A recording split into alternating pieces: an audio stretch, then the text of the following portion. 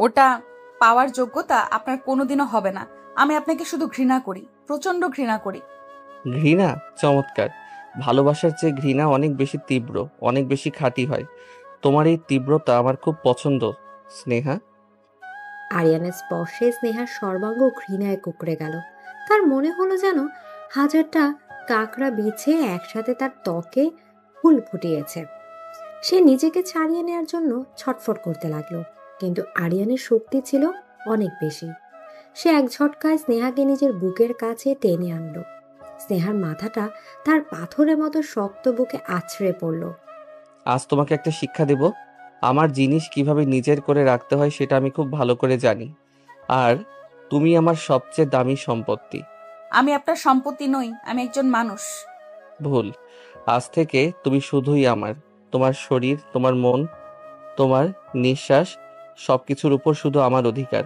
আর কেউ যদি এই অধিকারে ভাগ বসানোর চেষ্টা করে, তাহলে তার পরিণতি খুব ভয়ঙ্কর হবে। এই বলে আরিয়ান তার মুখটা স্নেহার ঘাড়ে ডুবিয়ে দিল। স্নেহার মনে হলো কোনো বিষাক্ত সাপ যেন তাকে দংশন করেছে। তার সমস্ত শরীর অবশ হয়ে আসছিল। সে তার শেষ শক্তিটুকু দিয়ে নিজেকে ছাড়ানোর চেষ্টা করলো, কিন্তু পারল না। আরিয়ান তার দুহাত পেছন দিকে নিয়ে এক হাতেই শক্ত করে চেপে ধরল। ছেড়ে দিন আমাকে, আল্লাহর দোহাই লাগে, আমার জীবনটা নষ্ট করবেন না। তোমার জীবন তো নষ্ট হওয়ার জন্যই আমার জীবনে এসেছে। আমি তোমাকে ভালোবাসায় জড়াবো না, স্নেহা। আমি তোমাকে আমার ক্ষমতার আগুনে পোড়াবো। এমনভাবে পোড়াবো যাতে তোমার অতীতের সব স্মৃতি ছাই হয়ে যায়, যাতে তুমি ভুলে যাও আকাশ নামের কাউকে তুমি কোনোদিন চিনতে। আরিয়ানের প্রতিটা কথা ছিল অ্যাসিডের মতো, যা স্নেহার আত্মাকে পুড়িয়ে দিচ্ছিল। সে বুঝতে পারছিল এই লোকটার কাছে অনুনয় বিনয় করে কোনো লাভ নেই। এই লোকটা ভালোবাসার ভাষা বোঝে না, সে বুঝে শুধু ক্ষমতার ভাষা। তার চোখের সামনে তার সাজানো স্বপ্নের পৃথিবীটা দাউ দাউ করে জ্বলতে শুরু করলো। আর সেই আগুনের লেলিহান শিখায় সে দেখতে পেল এক পিশাচের উল্লাস, যার নাম আরিয়ান চৌধুরী। সে চোখ বন্ধ করে নিল, কারণ এরপর যা হতে চলেছে তা দেখার বা সহ্য করার মতো শক্তি তার আর অবশিষ্ট ছিল না। এই রাতটা ছিল তার জীবনের দীর্ঘতম এবং অন্ধকারতম রাত। দহনের শুরুটা হয়ে গেল। ভোরের আলো যখন বিশাল কাচের জানালা ভেদ করে ঘরে প্রবেশ করলো, তখন স্নেহার ঘুম ভেঙে গেল। কয়েক মুহূর্তের জন্য সে বুঝতে পারল না সে কোথায় আছে। অচেনা ছাদ, অচেনা পরিবেশ, কিন্তু পরক্ষণেই গত রাতে দুঃস্বপ্নের মতো ঘটনাগুলো তার মাথায় আছড়ে পড়ল। আরিয়ানের এই হিংস্র স্পর্শ, অপমানজনক কথাগুলো মনে পড়তেই তার শরীর ঘৃণায় শিউরে উঠল। সে দেখল বিছানার অন্য পাশটা খালি, আরিয়ান ঘরে নেই। এই ভেবে একটা অজানা স্বস্তি তার বুকের ভেতর থেকে একটা দীর্ঘশ্বাস হয়ে বেরিয়ে এলো। এই প্রাসাদের প্রতিটা কোণায় এই লোকটার অস্তিত্ব মিশে আছে।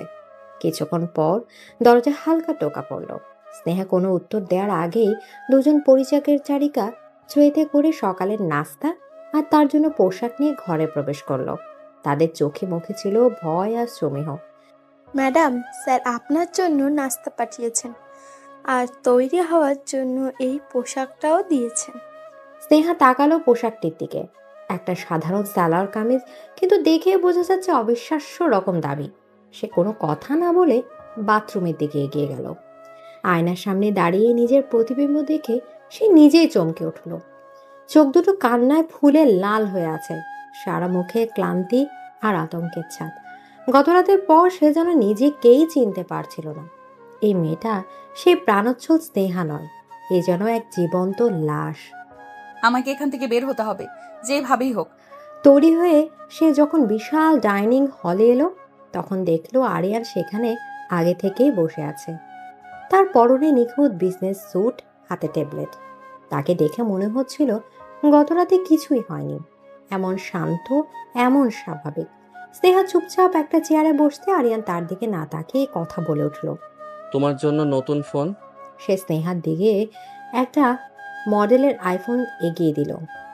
এখানে শুধু একটাই নম্বর সেভ করা আছে, আমার। তোমার যখন যা প্রয়োজন হবে আমাকে ফোন করবে। বাইরের পৃথিবীর সাথে যোগাযোগের কোনো প্রয়োজন তোমার নেই। আর যদি প্রয়োজন হয় আমার বাবা মায়ের সাথেও কথা বলতে দিবেন না। আমি যখন চাইবো তখন আমি নিজেই তোমার বাবার সাথে কথা বলিয়ে দেব। আমার অনুমতি ছাড়া কোনো কিছু করার চেষ্টা করবে না স্নেহা। ফলাফল ভালো হবে না। আশা করি গত রাতের পর সেই বিষয়ে তোমার আর কোনো সন্দেহ নেই। স্নেহা চুপ করে গেল। এই লোকটার সাথে তর্ক করে লাভ নেই। সে নীরবে খাবার খাওয়ার অভিনয় করতে লাগলো। তার প্রতিটা মুহূর্ত পরক্ষণেই যেন চারপাশ অদৃশ্য দেয়াল তুলে দিয়েছে আরিয়ান। এই বাড়িটা একটা সোনার খাঁচা ছাড়া আর কিছুই নয়। আজ সন্ধ্যায় আমাদের একটা বিজনেস পার্টিতে যেতে হবে, তৈরি থেকো। সবাই আমার স্ত্রীকে দেখার জন্য অপেক্ষা করছে। আমার কোথাও যাওয়ার ইচ্ছে নেই। তোমার ইচ্ছের কোনো দাম নেই এই বাড়িতে। যে আমি বলবো তাই হবে। তুমি আমার স্ত্রী, আমার সম্মান। তোমাকে আমার পাশে হাসি মুখে দাঁড়াতে হবে। অভিনয়টা নিখুঁত হওয়া চাই।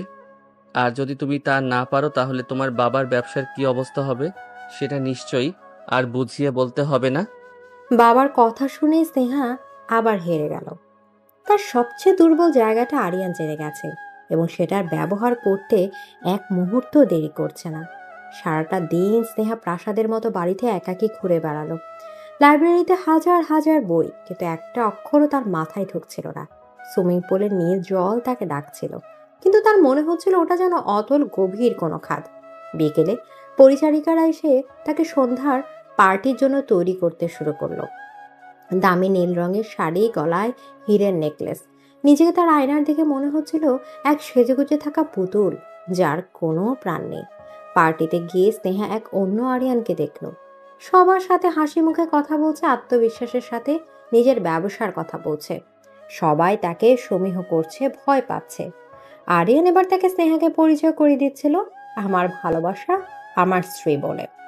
স্নেহা তখন অভিনয় করে হাসতে গিয়ে গাল ব্যথা করছিল, কিন্তু সে বাধ্য ছিল, কারণ আরিয়ানের শক্ত হাতটা তার কোমর এমনভাবে ধরেছিল যা বাইরে থেকে দেখলে মনে হবে ভালোবাসার স্পর্শ, কিন্তু স্নেহা জানে ওটা ছিল এক শীতল সতর্ক বার্তা। পার্টি থেকে ফেরার পথে গাড়িতে আরিয়ান হঠাৎ স্নেহাকে জিজ্ঞেস করলো। তোমার মাথা ধরেছে? স্নেহা অবাক হয়ে তার দিকে তাকালো। পার্টিতে দু একবার সে কপালে হাত দিয়েছিল। এই লোকটা সেটাও খেয়াল করেছে। সামান্য। বাড়ি ফেরার পর স্নেহা অবাক হয়ে দেখল তাদের ঘরের পাশে রাখা টেবিলে এক কাপ গরম জেসমিন চা আর ব্যথানাশক ট্যাবলেট রাখা। পরিচারিকা জানালো স্যার পাঠিয়েছেন। এই অপ্রত্যাশিত যত্নে স্নেহার মনটা আরো বিভ্রান্ত হয়ে গেল। যে লোকটা তাকে মানসিকভাবে ছিঁড়ে ছুঁড়ে ফেলছে, সে আবার তার শারীরিক কষ্টের এত খেয়াল রাখছে। এটা কি ভালোবাসা, নাকি নিজের দামি সম্পত্তির যত্ন নেয়া?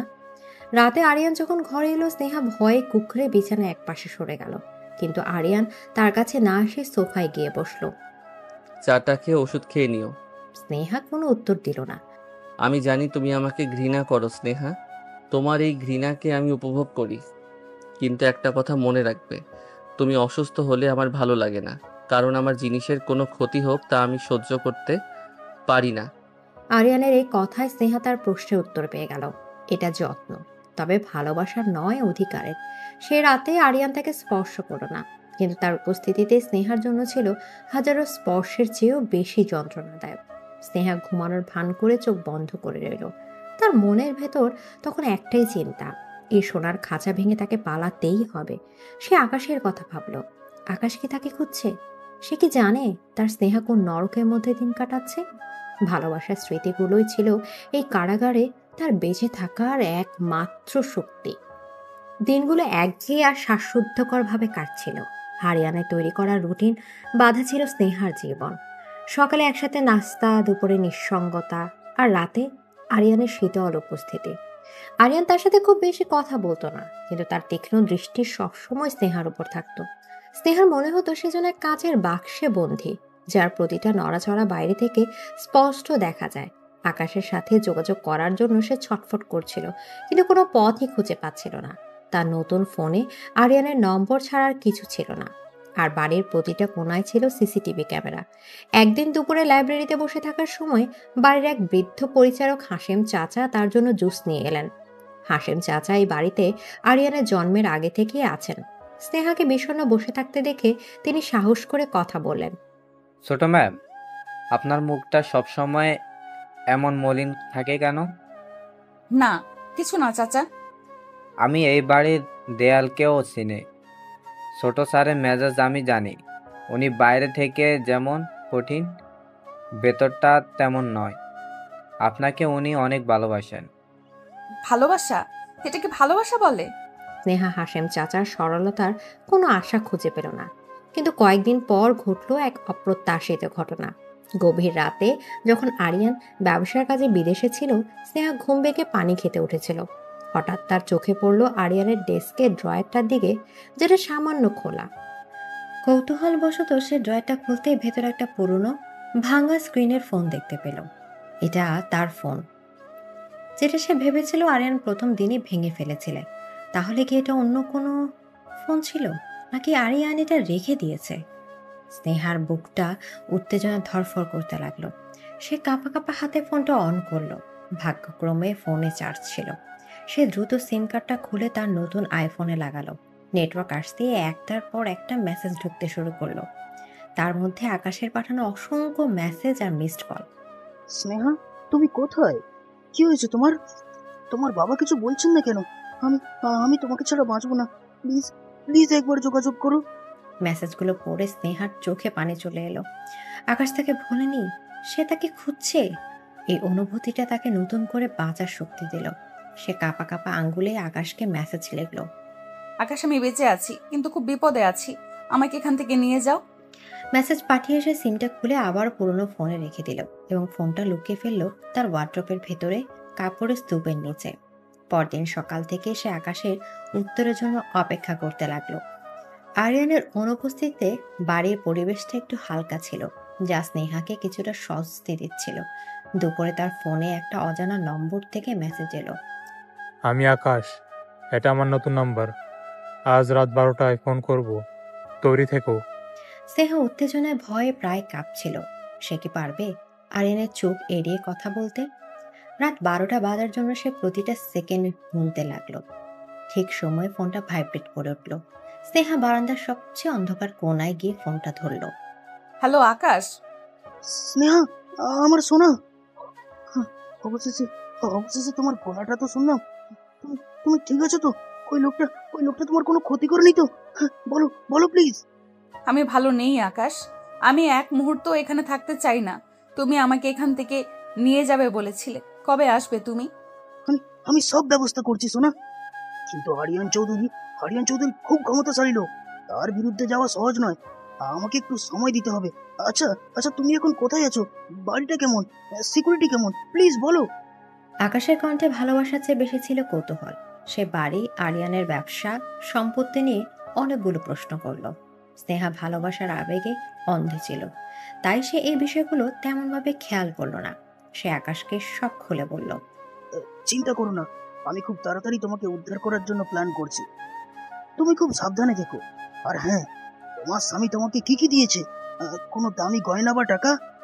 যা পারো সাথে করে নিয়ে আসার চেষ্টা করবে। হ্যাঁ, আমাদের নতুন জীবন শুরু করতে ওগুলো কাজে লাগবে। হ্যাঁ, বুঝেছো? হ্যাঁ, কাজে লাগবে। হ্যাঁ। এই কথাটা স্নেহার কানে একটু খট করে লাগলো, কিন্তু সে ভাবলো হয়তো আকাশ তাদের ভবিষ্যতের কথা ভেবেই বলছে। সে কিছু বলতে যাওয়ার আগেই ঘরের দরজা খোলার শব্দ হলো। আরিয়ান ফিরে এসেছে নির্ধারিত সময়ের একদিন আগে। আকাশ, আমাকে এখন রাখতে হবে। ও চলে এসেছে। স্নেহা দ্রুত ফোনটা কেটে দিয়ে ঘরে ঢুকে পড়ল, কিন্তু ততক্ষণে অনেক দেরি হয়ে গেছে। আরিয়ান দরজায় দাঁড়িয়েছিল, তার হাতে একটা ট্যাবলেট, যেটা স্ক্রিনে জলজল করছিল একটা লাইভ অডিও রেকর্ডিং এর ক্রাফট। আরিয়ানের মুখটা ছিল বরফের মতো ঠান্ডা আর চোখ দুটো ছিল আগুনের মতো লাল। স্বাগতম জানাবে না আমাকে, প্রিয়তমা স্ত্রী? কার সাথে এত রাতে ফিসফিস করে কথা বলছিলে? তোমার আকাশের সাথে? স্নেহার পায়ের নিচে মাটি সরে গেল। তার সারা শরীর বেয়ে ঠান্ডা ঘাম নামতে শুরু করলো। সে বুঝতে পারলো এ বাড়িতে কোনো কিছুই আরিয়ানের নজরে এড়ায় না। তার প্রতিটা কথা, প্রতিটি নিঃশ্বাস রেকর্ড করা হয়েছে। আমি তোমাকে সুযোগ দিয়েছিলাম স্নেহা, অতীত ভুলে আমার স্ত্রী হয়ে থাকার একটা সুযোগ। কিন্তু তুমি আমাকে ধোঁকা দিলে। আমার বাড়িতে আমারই বিছানায় শুয়ে তুমি অন্য পুরুষের সঙ্গে কথা বলো। আরিয়ান ফোনটা হাতে নিয়ে এমনভাবে চাপ দিল যে ওটা মট করে ভেঙে তার হাতে গুঁড়া হয়ে গেল। তারপর সে ভাঙা অংশগুলো মেঝেতে ছুঁড়ে ফেলল। এই ধোঁকার শাস্তি কি হতে পারে তোমার কোনো ধারণা আছে? স্নেহা ভয়ে যন্ত্রণায় চোখ বন্ধ করে ফেলল। সে জানতো এবার আরিয়ানের যে রূপ সে দেখতে চলেছে, তার কাছে প্রথম রাতের যন্ত্রণা কিছুই নয়। অতীতের ছায়া আজ তার বর্তমানকে এক ভয়ানক ঝড়ের মুখে। আরিয়ানের সেই শান্ত কিন্তু ভয়ঙ্কর কণ্ঠস্বর শোনার পর স্নেহার মনে হলো তার হৃৎপিণ্ডটা কয়েক মুহূর্তের জন্য থেমে গেছে। ঘরের শীতল তাপমাত্রা যেন আরো 10 ডিগ্রি নেমে গেল। আরিয়ানের চোখ দুটো জ্বলছিল, কিন্তু তার মুখ ছিল অভিব্যক্তিহীন, যা তাকে আরো বেশি ভয়ঙ্কর করে তুলেছিল। স্নেহার বাহুতে তার আঙুলগুলো লোহার মতো চেপে বসেছিল। আমার লাগছে, ছেড়ে দিন। লাগছে? লাগারই তো কথা। বিশ্বাসঘাতকতার যন্ত্রণা এর চেয়ে অনেক বেশি স্নেহা। তুমি আমাকে সেই যন্ত্রণাটা দিয়েছ। স্নেহা কোনো উত্তর দিতে পারল না। তার মস্তিষ্ক অসাড় হয়ে গিয়েছিল। সে শুধু ভাবছিল এরপর কি হতে চলেছে। আরিয়ান তাকে কি শাস্তি দেবে? আরিয়ানের পরবর্তী পদক্ষেপে স্নেহার সমস্ত শরীর ভয়ে হিম হয়ে গেল। সে স্নেহাকে প্রায় টেনে হিচড়ে ঘর থেকে বের করে নিয়ে চলল। এই বিশাল প্রাসাদের কোন দিকে তাকে নিয়ে যাওয়া হচ্ছে স্নেহা কিছুই বুঝতে পারছিল না। তার একটা লম্বা অন্ধকার করিডোর পেরিয়ে একটা ভারী কাঠের দরজার সামনে এসে থামল। আরিয়ান দরজাটা খুলতেই একটা স্বেচ্ছেতে ঠান্ডা বাতাস তাদের স্পর্শ করল। এটাই এখন থেকে তোমার ঘর? ঘরটা ছিল একদমই সাদামাটা। একটা ছোটখাটো একটা টেবিল আর একটা চেয়ার ছাড়া আর কিছুই নেই। কোনো জানালা নেই, কোনো আসবাবপত্র নেই, কোনো বিলাসিতা নেই। চৌধুরী মেনশনের অন্য ঘরগুলোর সাথে এর কোনো তুলনাই চলে না। এটা যেন প্রাসাদের ভেতরেই কোনো অন্ধকার জেলখানা। যতক্ষণ না পর্যন্ত তুমি বুঝতে পারছো যে তুমি কার, তোমার পরিচয় কি, ততক্ষণ তুমি এখানেই থাকবে। তোমার আকাশকে ফোন করার শখ আমি মিটিয়ে দিচ্ছি। আপনি এটা করতে পারেন না। আমাকে এখানে আটকে রাখবেন না। আমি সব পারি, আর তুমি খুব তাড়াতাড়ি সেটা বুঝতে পারবে। ভারী দরজাটা বন্ধ হয়ে যাওয়ার শব্দ হলো। বাইরে থেকে তালা লাগানোর আওয়াজ স্নেহার কানে বাজলো। সে দরজায় ধাক্কা দিতে লাগলো, চিৎকার করতে লাগলো, কিন্তু কোনো লাভ হলো না। ঘরটা ছিল সম্ভবত সাউন্ডপ্রুফ। তার চিৎকার সেই ঘরের দেয়াল ভেদ করে বাইরে যাওয়ার কোনো সম্ভাবনাই ছিল না। প্রথম দিনটা স্নেহা জেদের বশে কাটিয়ে দিল। পরিচারিকা যখন খাবার নিয়ে এলো, সে প্লেট ছুঁড়ে ফেলে দিল। সে ঠিক করলো এই লোকটার কোনো দয়া সে গ্রহণ করবে না। কিন্তু সময় যত গড়াতে লাগলো, একাকিত্ব আর ভয় তাকে গ্রাস করতে শুরু করলো। চারপাশের নিস্তব্ধতা যেন তাকে জীবন্ত কবর দেওয়ার মতো অনুভূতি দিচ্ছিল। দ্বিতীয় দিনে সে কিছুই খেল না। শরীর ধীরে ধীরে দুর্বল হয়ে পড়ছিল, মাথা ঘুরছিল, কিন্তু তার জেদ কমেনি। সে শুধু আকাশের কথা ভাবার চেষ্টা করছিল।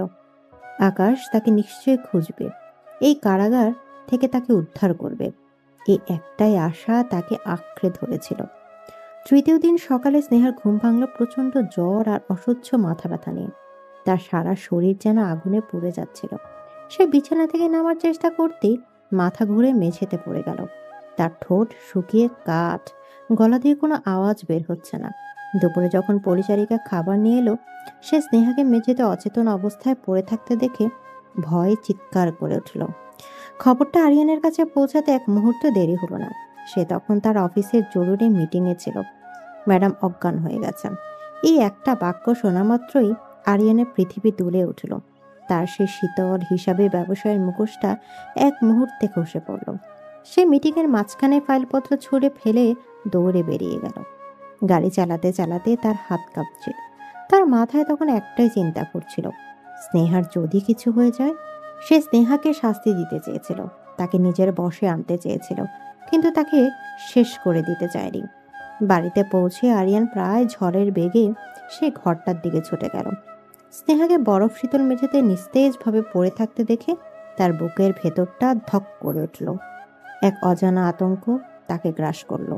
তার মনে হলো সে তার সবচেয়ে মূল্যবান কিছু একটা হারাতে বসেছে। ডাক্তারকে ফোন করেছিস? সে এক ঝটকায় স্নেহাকে কোলে তুলে নিল। ফুলের মতো হালকা শরীরটা আগুনের মতো গরম। আরিয়ান তাকে নিয়ে দ্রুত তাদের শোবার ঘরের দিকে এগিয়ে গেল। স্নেহাকে নরম বিছানায় শুয়ে দিয়ে সে প্রায় পাগলের মতো আচরণ করতে শুরু করলো। বাড়ির সেরা ডাক্তার কয়েক মিনিটের মধ্যেই হাজির হলেন। মারাত্মক জ্বর, ডিহাইড্রেশন আর দুর্বলতার কারণে এমনটা হয়েছে। কয়েকদিন ধরে কি উনি কিছু খাননি? ডাক্তারের প্রশ্নটা আরিয়ানের বুকে ছুরির মতো বিঁধল। তার দেওয়া শাস্তির কারণে স্নেহার এই অবস্থা। এক তীব্র অপরাধ বোধ তাকে ঘিরে ধরল। আমার স্ত্রী কতক্ষণে সুস্থ হবে? চিন্তা করবেন না, আমি ইঞ্জেকশন আর স্যালাইন দিয়ে দিয়েছি। তবে ওনাকে যত্ন করতে হবে, কপালে নিয়মিত জলপট্টি দিতে হবে। ডাক্তার আর নার্সরা তাদের কাজ করছিল, কিন্তু আরিয়ান এক মুহূর্তের জন্য স্নেহার পাশ থেকে সরল না। সে নার্সকে সরিয়ে দিয়ে নিজেই ভেজা কাপড় দিয়ে স্নেহার কপাল মুছতে লাগলো। তার চোখে মুখে ছিল রাজ্যের উদ্বেগ আর ভয়। সে কঠিন নির্মম আরিয়ান চৌধুরীকে এই মুহূর্তে দেখলে কেউ চিনতেই পারবে না। জ্বরের ঘোরে স্নেহা আবুল তাবল বকছিল। সে কখনো তার বাবাকে ডাকছিল, কখনো কাঁদছিল। আরিয়ান স্থির হয়ে তার পাশে বসে সব শুনছিল। মধ্যরাতে জ্বরের ঘোরে স্নেহার ঠোঁট দুটো নড়ে উঠল। আকাশ, আমাকে নিয়ে যাও। নামটা শোনার সাথে সাথে আরিয়ানের হাতটা থেমে গেল। তার মুখটা যা এতক্ষণ উদ্বেগে নরম হয়েছিল, মুহূর্তেই আবার কঠিন হয়ে গেল। যে মেয়েটার জন্য সে এতটা অস্থির, সে কিনা এই অবস্থাতে অন্য পুরুষের নাম নিচ্ছে। এক তীব্র ঈর্ষার যন্ত্রণা তার ভেতরটা পুড়িয়ে দিচ্ছিল। তার মনে হচ্ছিল স্নেহার গলা টিপে ধরে, কিন্তু পরক্ষণে স্নেহার যন্ত্রণা কাতর মুখের দিকে তাকিয়ে তার রাগটা অসহায়ত্বে পরিণত হলো। তুমি শুধু আমার স্নেহা, শুধু আমার। আমি তোমাকে কিছুতেই হারাতে পারবো না, কিছুতেই না। আরিয়ান উঠে গিয়ে ব্যালকনিতে দাঁড়ালো। বাইরে ঝুম বৃষ্টি নেমেছে। সেই বৃষ্টির মতোই তার মনের ভেতরও চলছিল তুমুল ঝড়। একদিকে স্নেহার প্রতি তার তীব্র ভালোবাসা আর হারানোর ভয়, অন্যদিকে স্নেহার বিশ্বাসঘাতকতার জন্য জন্মানো প্রচণ্ড ঘৃণা আর রাগ। পজিটিভনেস আর ভালোবাসায় এই দ্বন্দ্বে সে ক্ষত বিক্ষত হচ্ছিল। এই প্রথম আরিয়ান চৌধুরী নিজের আবেগের কাছে নিজেকে এতটা অসহায় অনুভব করল। সে বুঝতে পারল স্নেহা নামক এই মেয়েটা শুধু তার সম্পত্তি নয়, তার দুর্বলতাও বটে। আর এই দুর্বলতাই হয়তো একদিন তাকে ধ্বংস করে দিবে। দুদিন পর স্নেহার জ্বর ছাড়ল। চোখ খুলে সে নিজেকে তাদের সে বিলাসবহুল ঘরে আবিষ্কার করে অবাক হলো। তার মনে ছিল শুধু সেই অন্ধকার স্বেচ্ছেতে ঘরটার স্মৃতি। সে দুর্বল শরীরে উঠে বসার চেষ্টা করতে আরিয়ান ঘরে প্রবেশ করলো। তার হাতে ছিল স্যুপের বাটি। চুপচাপ শুয়ে থাকো। স্নেহা কিছু না বলে আবার শুয়ে পড়ল। তার মনের ভেতরটা ছিল বিভ্রান্ত। যে লোকটা তাকে জেলখানায় বন্দি করেছিল, সেই আবার তার এতটা সেবা করলো কেন? সে কি কিছুই বুঝতে পারছে না? আরিয়ান তার পাশে বসে নিজের হাতে তাকে স্যুপ খাওয়ানোর চেষ্টা করলো। আমার খিদে নেই। জেদ করো না স্নেহা, তোমার শরীরে শক্তির প্রয়োজন। চুপচাপ খেয়ে নাও।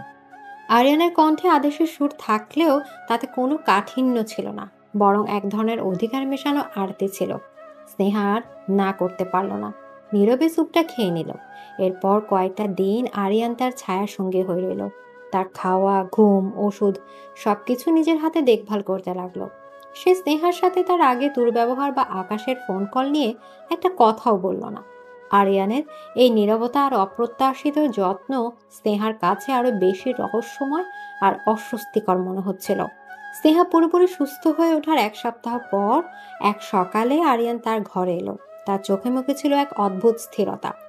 আমি ভেবে দেখেছি, এভাবে জোর করে তোমাকে আটকে রেখে কোনো লাভ নেই। তোমার মনটা তো সেই আকাশের কাছেই পড়ে আছে। স্নেহা চমকে আরিয়ানের দিকে তাকালো। সে বুঝতে পারছিল না আরিয়ান কি বলতে চাইছে। আমি এই প্রতিদিনের যুদ্ধ করতে করতে ক্লান্ত স্নেহা। তুমি যদি ওর সাথে দেখা করে শান্তি পাও তবে তাই হোক, আমি তোমাদের দেখা করার ব্যবস্থা করব। কি বলছেন আপনি? আমি আপনার কথা বিশ্বাস করতে পারছি না। এটা নিশ্চয়ই আপনার নতুন কোনো চাল। কোনো চাল নয়, এই ক্যাফের ঠিকানা। আগামীকাল বিকেল 4টায় আকাশ ওখানে তোমার জন্য অপেক্ষা করবে। তুমি গিয়ে ওর সাথে দেখা করতে পারো। আমার ড্রাইভার তোমাকে নিয়ে যাবে আর বাইরে অপেক্ষা করবে। তোমার কাছে 1 ঘন্টা সময় থাকবে। স্নেহার মাথা কাজ করছিল না। যে মানুষটা আকাশের নাম পর্যন্ত সহ্য করতে পারতো না, সে নিজেই তাদের দেখা করার ব্যবস্থা করছে। এটা অসম্ভব। কিন্তু তার মনে এক চিলতে আশার আলো উকি দিল। যদি এটা সত্যি হয়, যদি সে আকাশকে সব খুলে বলার সুযোগ পায়, পালানোর একটা পথ যদি বেরিয়ে আসে। আপনি আমার উপর নজর রাখার জন্য লোক রাখবেন না তো?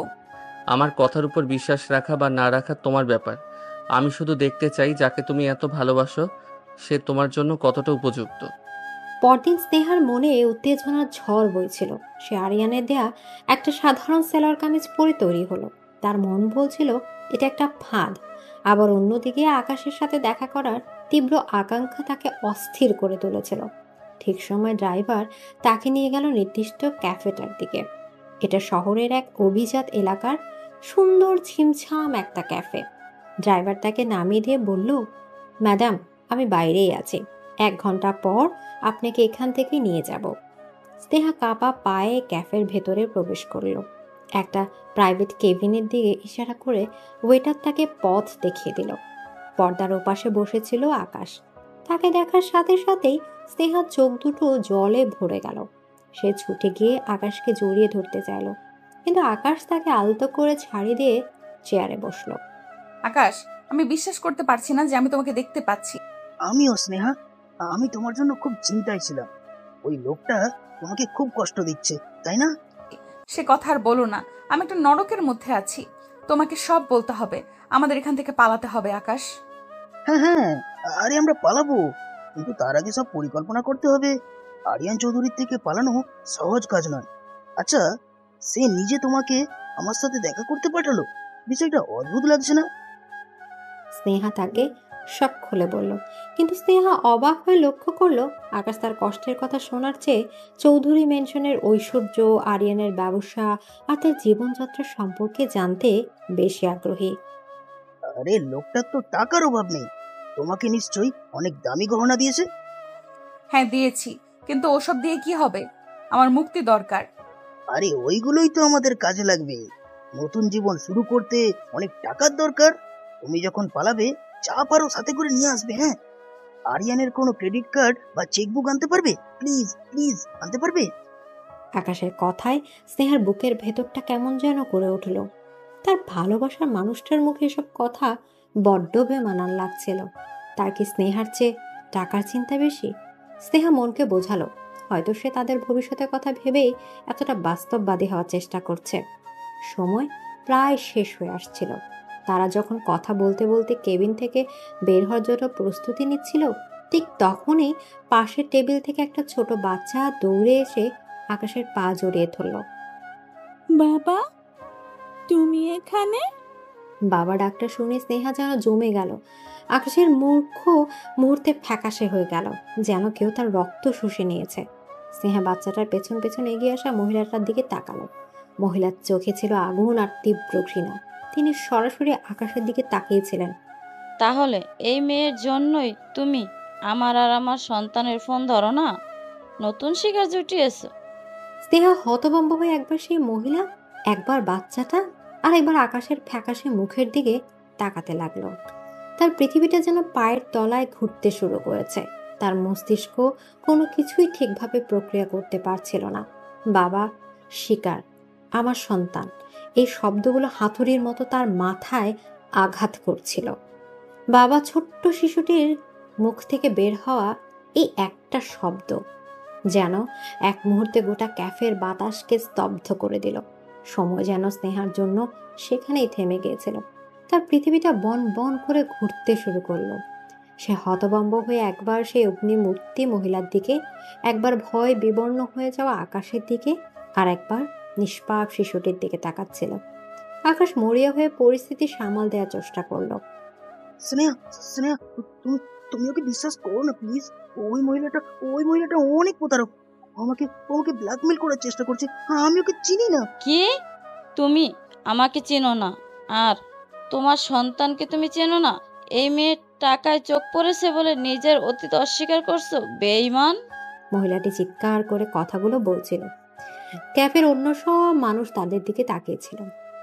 স্নেহার মনে হচ্ছিল লজ্জায় অপমানে সে মাটির সাথে মিশে যায়।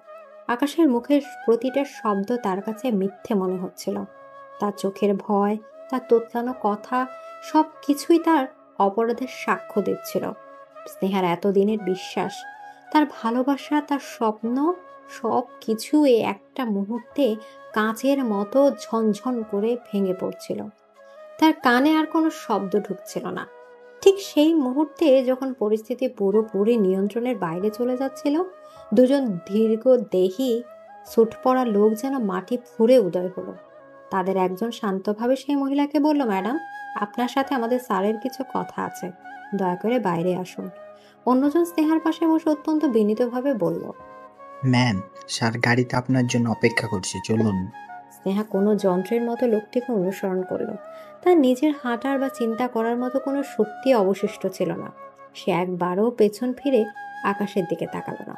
তার মনে হচ্ছিল সে একটা দুঃস্বপ্নের জগৎ থেকে বেরিয়ে আসছে, যে এতদিন তার কাছে বাস্তব ছিল। গাড়ির দরজা খুলতে সে দেখলো আরিয়ান জানালার বাইরে তাকিয়ে বসে আছে।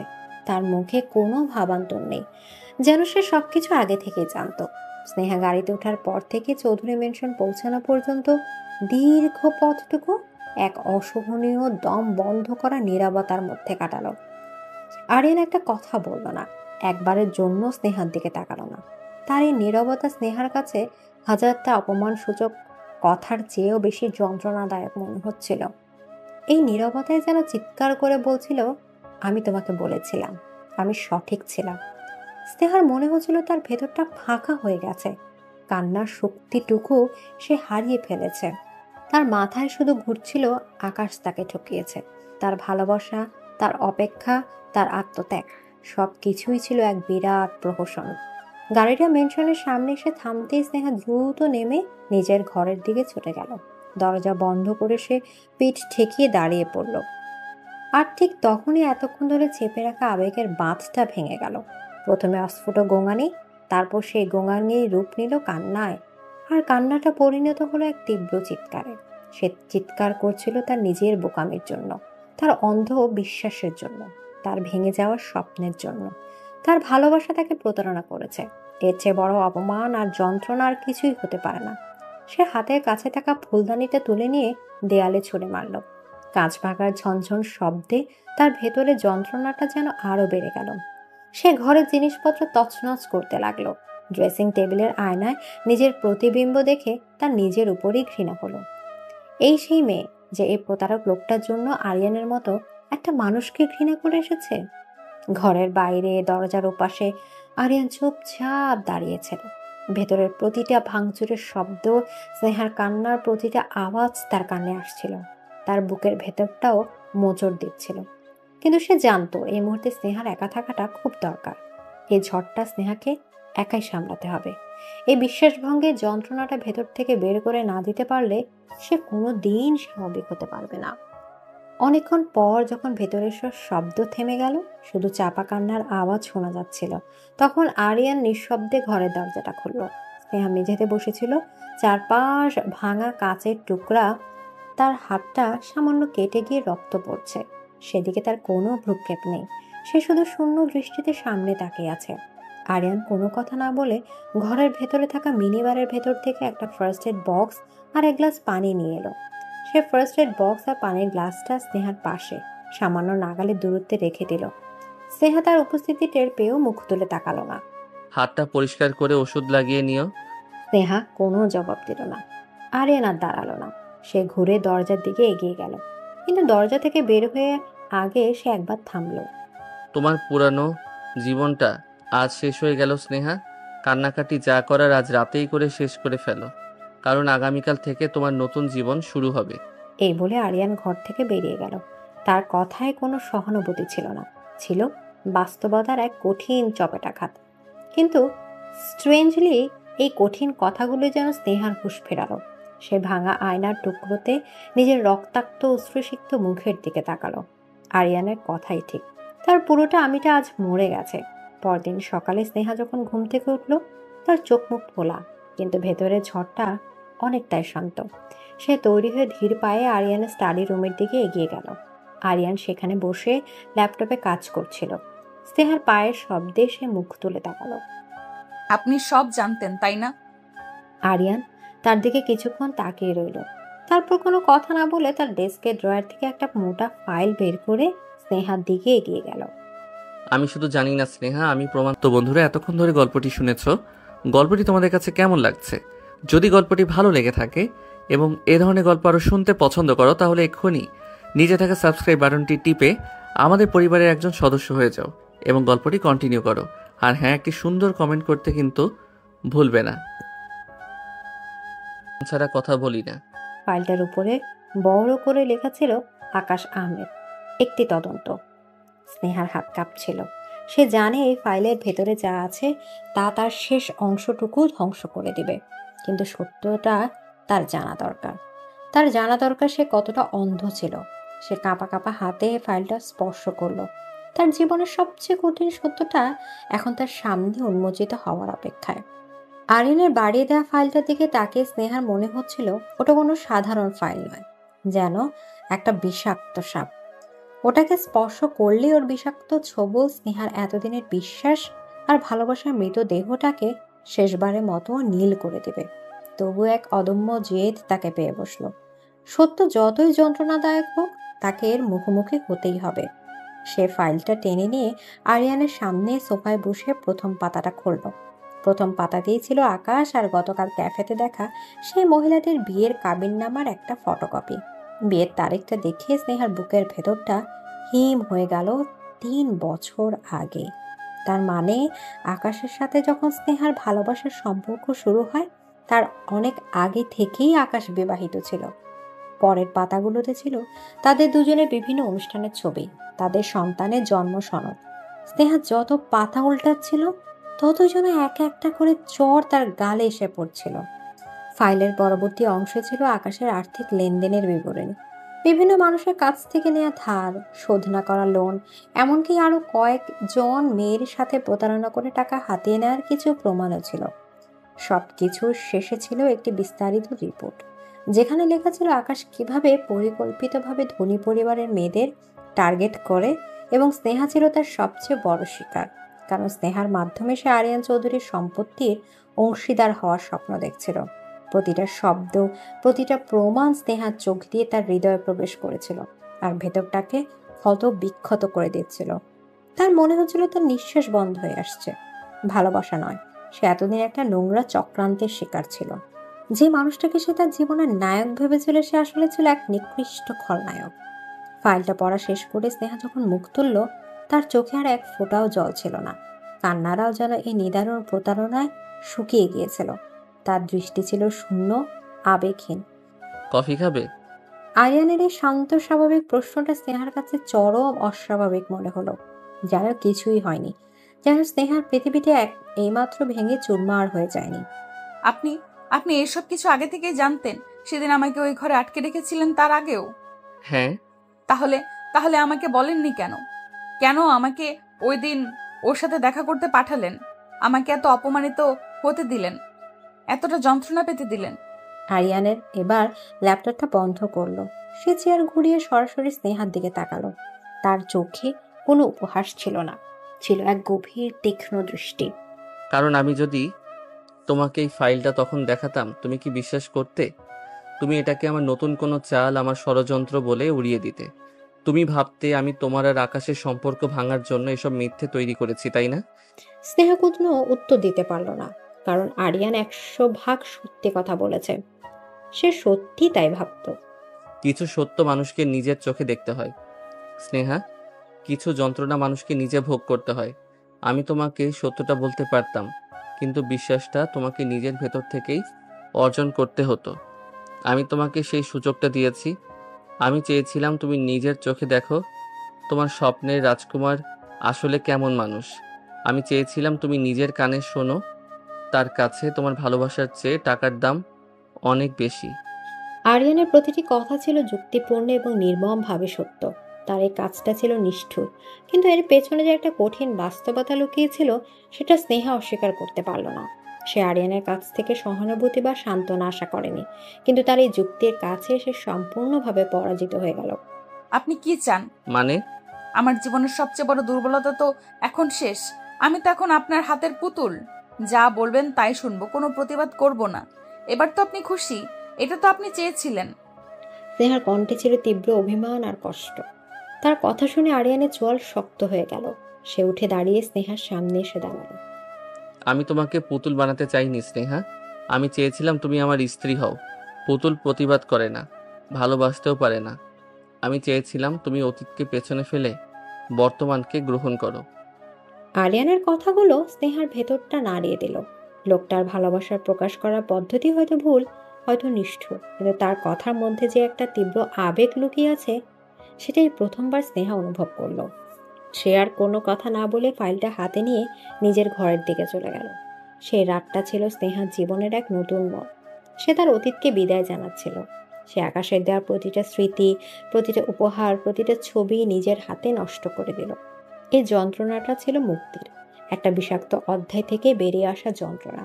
সে কাঁদছিল, কিন্তু এবার তার কান্নাটা ছিল নিজেকে শুদ্ধ করার জন্য। আগুনের পুড়ে যেমন খাঁটি সোনা হয়, তেমনই বিশ্বাসভঙ্গের আগুনে পুড়ে স্নেহা যেন এক নতুন মানুষে পরিণত হচ্ছিল। সে বুঝতে পারছিল তার পুরনো জীবন শেষ, কিন্তু তার নতুন জীবনটা কেমন হবে? আরিয়ান চৌধুরীর স্ত্রী হিসেবে তার ভবিষ্যৎ কি?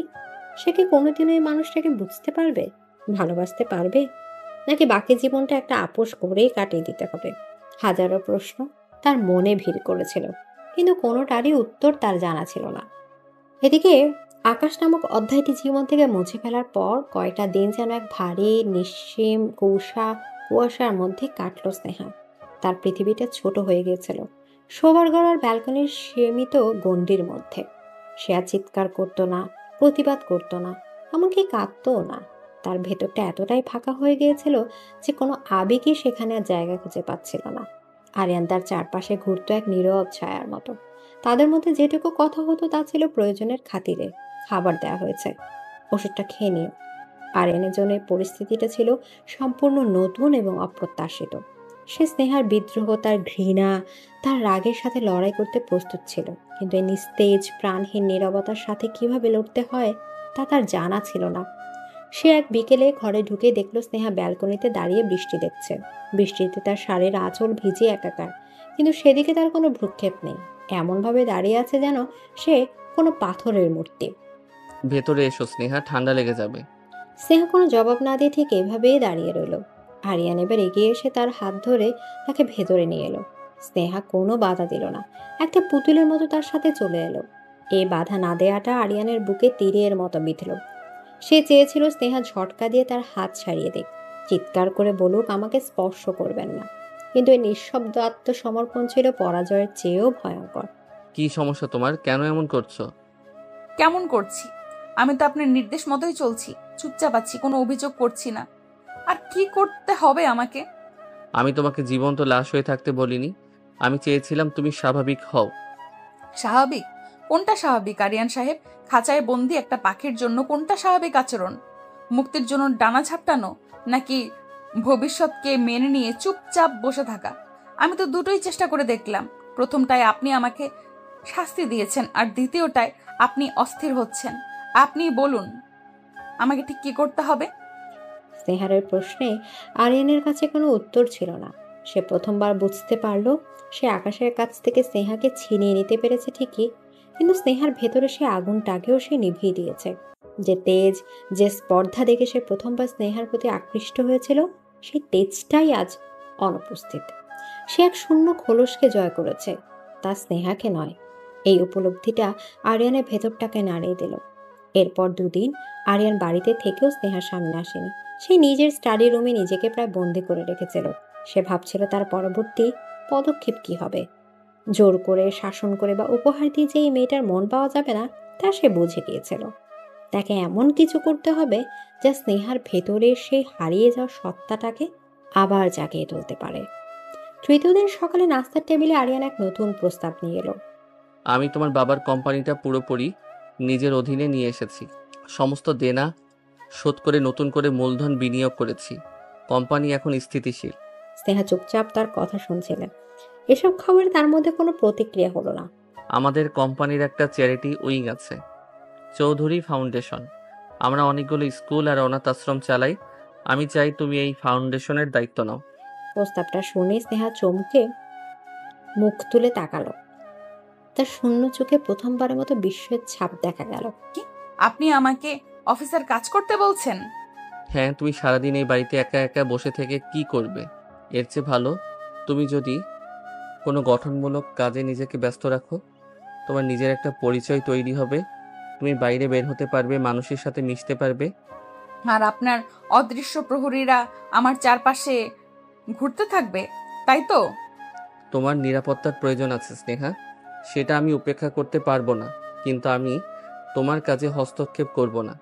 ফাউন্ডেশনের সমস্ত সিদ্ধান্ত তুমি একাই নেবে, তোমার উপর আমার পূর্ণ বিশ্বাস আছে। স্নেহার মাথা কাজ করছিল না। এই প্রস্তাবটা ছিল এক ঝলক মুক্ত বাতাসের মতো, এই সোনার খাঁচা থেকে বের হওয়ার একটা সুযোগ। কিন্তু সে আরিয়ানকে বিশ্বাস করতে পারছিল না। এটা কি তার নতুন কোনো চাল, তাকে নিয়ন্ত্রণের আরো আধুনিক কোনো কৌশল? কেন করছেন এসব? আমাকে নিয়ে আপনার নতুন কি পরিকল্পনা? স্নেহার সরাসরি প্রশ্নে আরিয়ানের মুখে কোনো বিরক্তি দেখা গেল না। সে স্নেহার চোখের দিকে সরাসরি তাকালো। তার দৃষ্টিতে ছিল এক অদ্ভুত তীব্রতা, যা স্নেহা আগে কখনো দেখেনি। কোনো পরিকল্পনা নয় স্নেহা, আমি শুধু আমার স্ত্রীর চোখে আবার আগে সে আগুনটা দেখতে চাই, যে আগুনটা দেখে আমি তাকে প্রথমবার পছন্দ করেছিলাম। এই নিস্তেজ শূন্য দৃষ্টিটা নয়। আরিয়ানের এই অপ্রত্যাশিত স্বীকারোক্তি স্নেহার বুকের ভেতরটা কাঁপিয়ে দিল। লোকটা তাহলে শুধু তার শরীর বা তার পরিচয়ের উপর আধিপত্য চায়নি, সে চেয়েছিল তার সেই বিদ্রোহী সত্তাটাকেও, যে সত্তাটাকে সে নিজেই তিলে তিলে শেষ করে দিয়েছে। আরিয়ানের এই জটিল রূপ স্নেহার কাছে এক দুর্বোধ্য ধাঁধার মতো মনে হলো। সে কি এর প্রস্তাবে রাজি হবে? এই সীমিত স্বাধীনতাটুকু কি তার জন্য নতুন কোনো ফাঁদ, নাকি সত্যি এক নতুন জীবনের সূচনা? স্নেহা কোনো উত্তর দিতে পারল না, শুধু আরিয়ানের চোখের দিকে তাকিয়ে তার ভেতরের আসল মানুষটাকে খোঁজার চেষ্টা করতে লাগলো। অনেক ভাবনার পর স্নেহা আরিয়ানের প্রস্তাবে রাজি হয়ে গেল। তার মনে ভয় ছিল, সন্দেহ ছিল, কিন্তু তার চেয়েও বেশি ছিল এই দম বন্ধ করা জীবন থেকে বাইরে বের হওয়ার তীব্র আকাঙ্ক্ষা। তার মনে হলো কাজ নিয়ে ব্যস্ত থাকলে হয়তো সে তার অতীতকে এবং বর্তমানের যন্ত্রণাগুলোকে কিছুটা হলেও ভুলতে পারবে। প্রথম দিন অফিসে যাওয়ার সময় স্নেহার ভেতরটা উত্তেজনায় আর ভয়ে দুরু দুরু করছিল। আরিয়ানের দেয়া গাড়িটা যখন তাকে চৌধুরী টাওয়ারের সামনে নামিয়ে দিল, তখন সে বিশাল বিল্ডিংটার দিকে তাকিয়ে নিঃশ্বাস নিল। আরিয়ানের সাম্রাজ্য সত্যিই আকাশ ছোঁয়া। ফাউন্ডেশনের অফিসটা ছিল বিল্ডিংয়ের 10ম তলায়, সুন্দর করে সাজানো ছিমছাম একটা অফিস। একজন অ্যাসিস্ট্যান্ট রিয়া তাকে সব বুঝিয়ে দেওয়ার জন্য অপেক্ষা করছিল। ম্যাম, আমি রিয়া। আপনার যে কোনো প্রয়োজনে আমাকে ডাকবেন। স্যার আপনার জন্য ফাউন্ডেশনের সব ফাইল গুছিয়ে রেখেছেন। স্নেহা তার নিজের কেবিনে এসে বসলো। কাচের দেয়ালের ওপাশে গোটা শহরটা দেখা যাচ্ছে। কয়েক মাস পর সে এমনভাবে বাইরের পৃথিবীকে দেখলো, এই অনুভূতিটা ছিল অসাধারণ। সে কাজে ডুবে গেল। ফাইলপত্র দেখতে গিয়ে সব অবাক হলো। চৌধুরী ফাউন্ডেশন শুধু নামেই চ্যারিটি নয়, তারা সত্যি অনেক বড় পরিসরে কাজ করে। প্রত্যন্ত গ্রামে স্কুল তৈরি করা, অনাথ শিশুদের সমস্ত দায়িত্বে নেয়া, গরিব রোগীদের চিকিৎসার ব্যবস্থা করা, তাদের কাজের পরিধি ছিল বিশাল। স্নেহা যত কাজের গভীরে ঢুকতে লাগলো, ততই সে এক নতুন জগৎ আবিষ্কার করলো। সে প্রজেক্টগুলো নিয়ে পড়াশোনা শুরু করলো, পুরনো ফাইল ঘেটে খুঁতগুলো বের করার চেষ্টা করলো।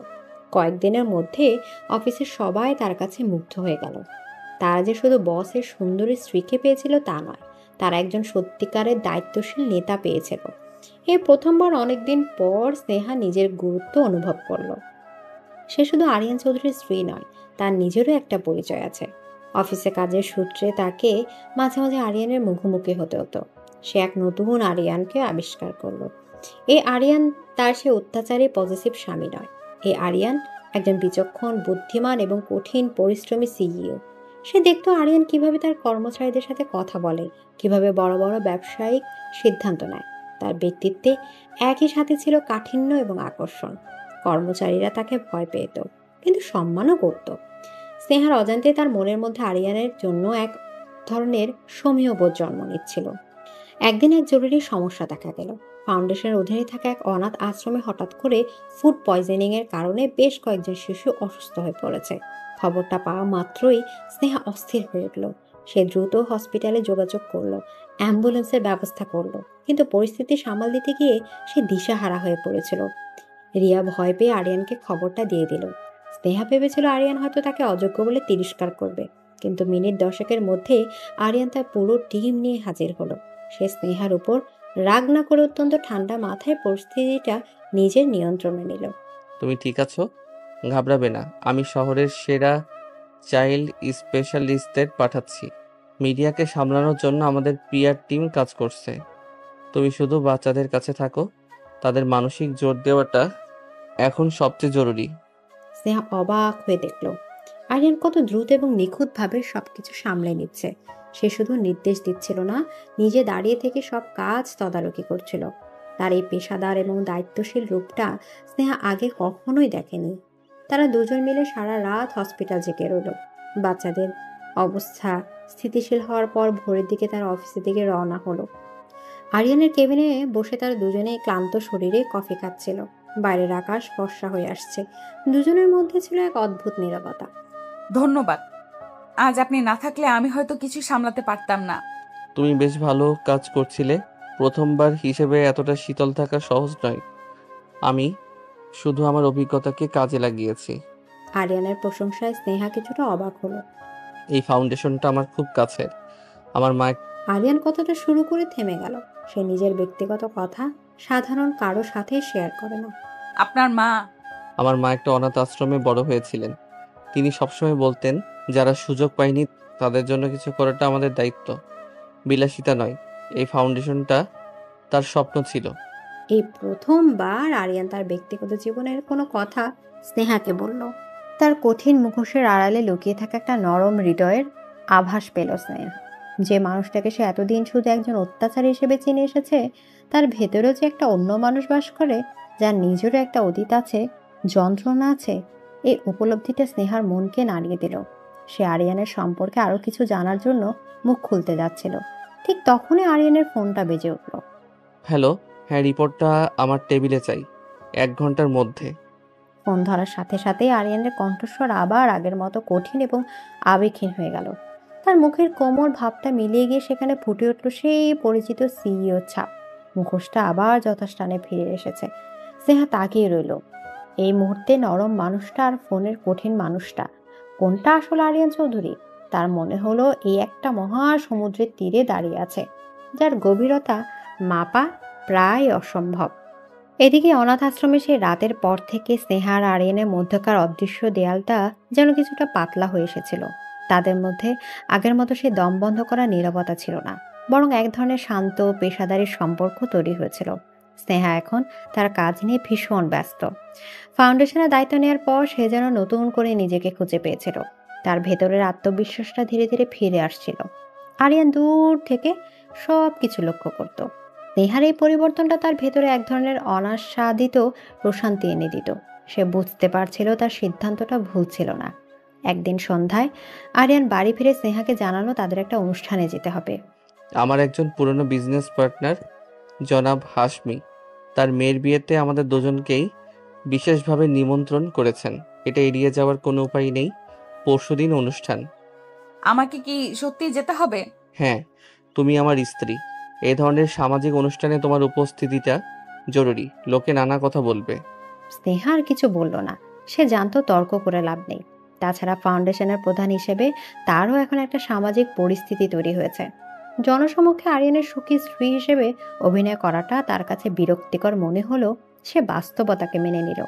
পরদিন বিকালে দেশের সেরা একজন ডিজাইনার তার জন্য অনুষ্ঠানের পোশাক নিয়ে হাজির হলো। আরিয়ান তাকে ফোন করে পাঠিয়েছিল। তাই সবুজ রঙের এক অসাধারণ সুন্দর শাড়ি, সাথে মানানসই হীরের গয়না। অনুষ্ঠানের দিন সন্ধ্যায় তৈরি হয়ে স্নেহা যখন আয়নার সামনে দাঁড়ালো, সে নিজেই নিজেকে দেখে অবাক হয়ে গেল। শাড়িটার রং তার গায়ের রঙের সাথে অদ্ভুতভাবে মিশে গিয়ে এক রাজকীয় সৌন্দর্য তৈরি করেছে। গত কয়েক মাসে কাজের আত্মবিশ্বাস তার চেহারায় এক নতুন দ্যুতি এনেছিল। সে যখন ঘর থেকে বেরিয়ে এলো, আরিয়ান ড্রয়িং রুমে দাঁড়িয়ে ফোনে কথা বলছিল। স্নেহাকে দেখে তার কথা বলা থেমে গেল। কয়েক মুহূর্তের জন্য সে স্নেহার দিক থেকে চোখ ফেরাতে পারল না। তার চোখে ছিল মুগ্ধতা, যা সে খুব দ্রুতই লুকিয়ে ফেলল। চলো, দেরি হয়ে যাচ্ছে। অনুষ্ঠানের জায়গাটা ছিল শহরের সবচেয়ে বিলাসবহুল 5 তারা হোটেল। চারদিকে জৌলুস আর অভিজাত্যের ছড়াছড়ি। গাড়ি থেকে নামার পর থেকে আরিয়ান স্নেহার জন্য গাড়ির দরজা খুলে দেয়া, তার হাত ধরে ভেতরে প্রবেশ করা, একজন নিখুঁত স্বামীর ভূমিকা পালন করতে শুরু করলো। স্নেহা জানতো এই সবই লোক দেখানো, কিন্তু আরিয়ানের হাতের বলিষ্ঠ স্পর্শ সবার সামনে তাকে আমার স্ত্রী বলে পরিচয় করে দেওয়ার সময় তার কণ্ঠের গর্ব, এই অভিনয়গুলো স্নেহার ভিতরে এক অদ্ভুত আলোড়ন সৃষ্টি করেছিল। অনেকেই তাদের দিকে তাকিয়েছিল, কেউ ঈর্ষায়, কেউ প্রশংসায়। স্নেহা দেখলো আরিয়ানের জগৎটা কতটা বিশাল আর ক্ষমতাধর। সবাই তাকে সমীহ করে চলছে। জনাব হাশমি নিজে এসে তাদের স্বাগত জানালেন। আরিয়ান, তোমাকে দেখে খুব খুশি হলাম। আর ভাবি, আপনার কথা তো অনেক শুনেছি। চৌধুরী ফাউন্ডেশনে আপনি নাকি অসাধারণ কাজ করছেন। আমি শুধু আমার দায়িত্ব পালন করার চেষ্টা করছি আঙ্কেল। কিছুক্ষণ পর একজন বয়স্ক ভদ্রলোক তাদের দিকে এগিয়ে এলেন। তিনি ছিলেন আরিয়ানের বাবার বন্ধু। আরিয়ান, বাবা কেমন আছো? আর এ কে? তোমার স্ত্রী? খুব মিষ্টি মেয়ে। জানো মা, এই আরিয়ানকে আমি ছোটবেলা থেকে দেখছি। ওর মা রাবিয়া আমার বোনের মতো ছিল। বড় ভালো মানুষ ছিল সে। মারা যাওয়ার পর থেকেই ছেলেটা কেমন যেন চুপচাপ হয়ে গেল। নিজের চারপাশে এমন দেওয়াল তুলে নিল যে কারো পক্ষে আর সে দেওয়াল ভাঙা সম্ভব হলো না। তোমাকে ওর পাশে দেখে আজ খুব ভালো লাগছে। ওর মায়ের মতো তোমার চোখ দুটো খুব মায়াবী। ভদ্রলোকের কথাগুলো স্নেহার বুকের গভীরে গিয়ে লাগলো। সে আরিয়ানের দিকে তাকালো। আরিয়ানের মুখটা কঠিন হয়ে উঠেছে। সে হয়তো চাইছে না তার অতীত নিয়ে কেউ আলোচনা করুক, কিন্তু স্নেহা প্রথমবারের মতো আরিয়ানের সেই কঠিন ব্যক্তিত্বের পরিচয়ের কারণটা কিছুটা হলেও আঁচ করতে পারল। অনুষ্ঠানের এক পর্যায়ে হোস্ট স্টেজে উঠে নবদম্পতির পর আরিয়ান আর স্নেহাকেও নাচ করার জন্য অনুরোধ করলেন। স্নেহার তো আত্মারাম খাঁচ কাটা হওয়ার জোগাড়। সে আরিয়ানের দিকে অসহায়ভাবে তাকালো। না বলার কোনো উপায় নেই স্নেহা, এটা শুধু একটা নাচ। হাসি মুখে আমার সাথে চলো। আরিয়ান তাকে হাত ধরে ডান্স ফ্লোরের দিকে নিয়ে গেল। মৃদু আলো, রোমান্টিক সুর। আরিয়ান এক হাত স্নেহায় কোমরে রাখলো, অন্য হাত দিয়ে তার হাতটা ধরল। স্নেহার সমস্ত শরীর শক্ত হয়েছিল, কিন্তু আরিয়ানের বলিষ্ঠ নেতৃত্বে সে নাচের ছন্দে ধীরে ধীরে তাল মেলাতে শুরু করলো। তাদের মধ্যে দূরত্ব ছিল খুবই কম। স্নেহা আরিয়ানের পারফিউমে চেনা গন্ধটা পাচ্ছিল। সে মুখ তুলে তাকাতেই দেখলো আরিয়ান তার দিকেই তাকিয়ে আছে, কিন্তু সেই চোখে আজ শাসন বা অধিকার ছিল না, ছিল এক গভীর অপলক দৃষ্টি। সেই দৃষ্টিতে কি ছিল স্নেহা পড়তে পারল না, কিন্তু তার বুকের ভেতরটা ধুক করে উঠল। কয়েক মুহূর্তের জন্য তার মনে হলো চারপাশের পৃথিবীটা থেমে গেছে, তারা ছাড়া আর কেউ নেই। নাচ শেষ হতেই ঘোরটা কেটে গেল।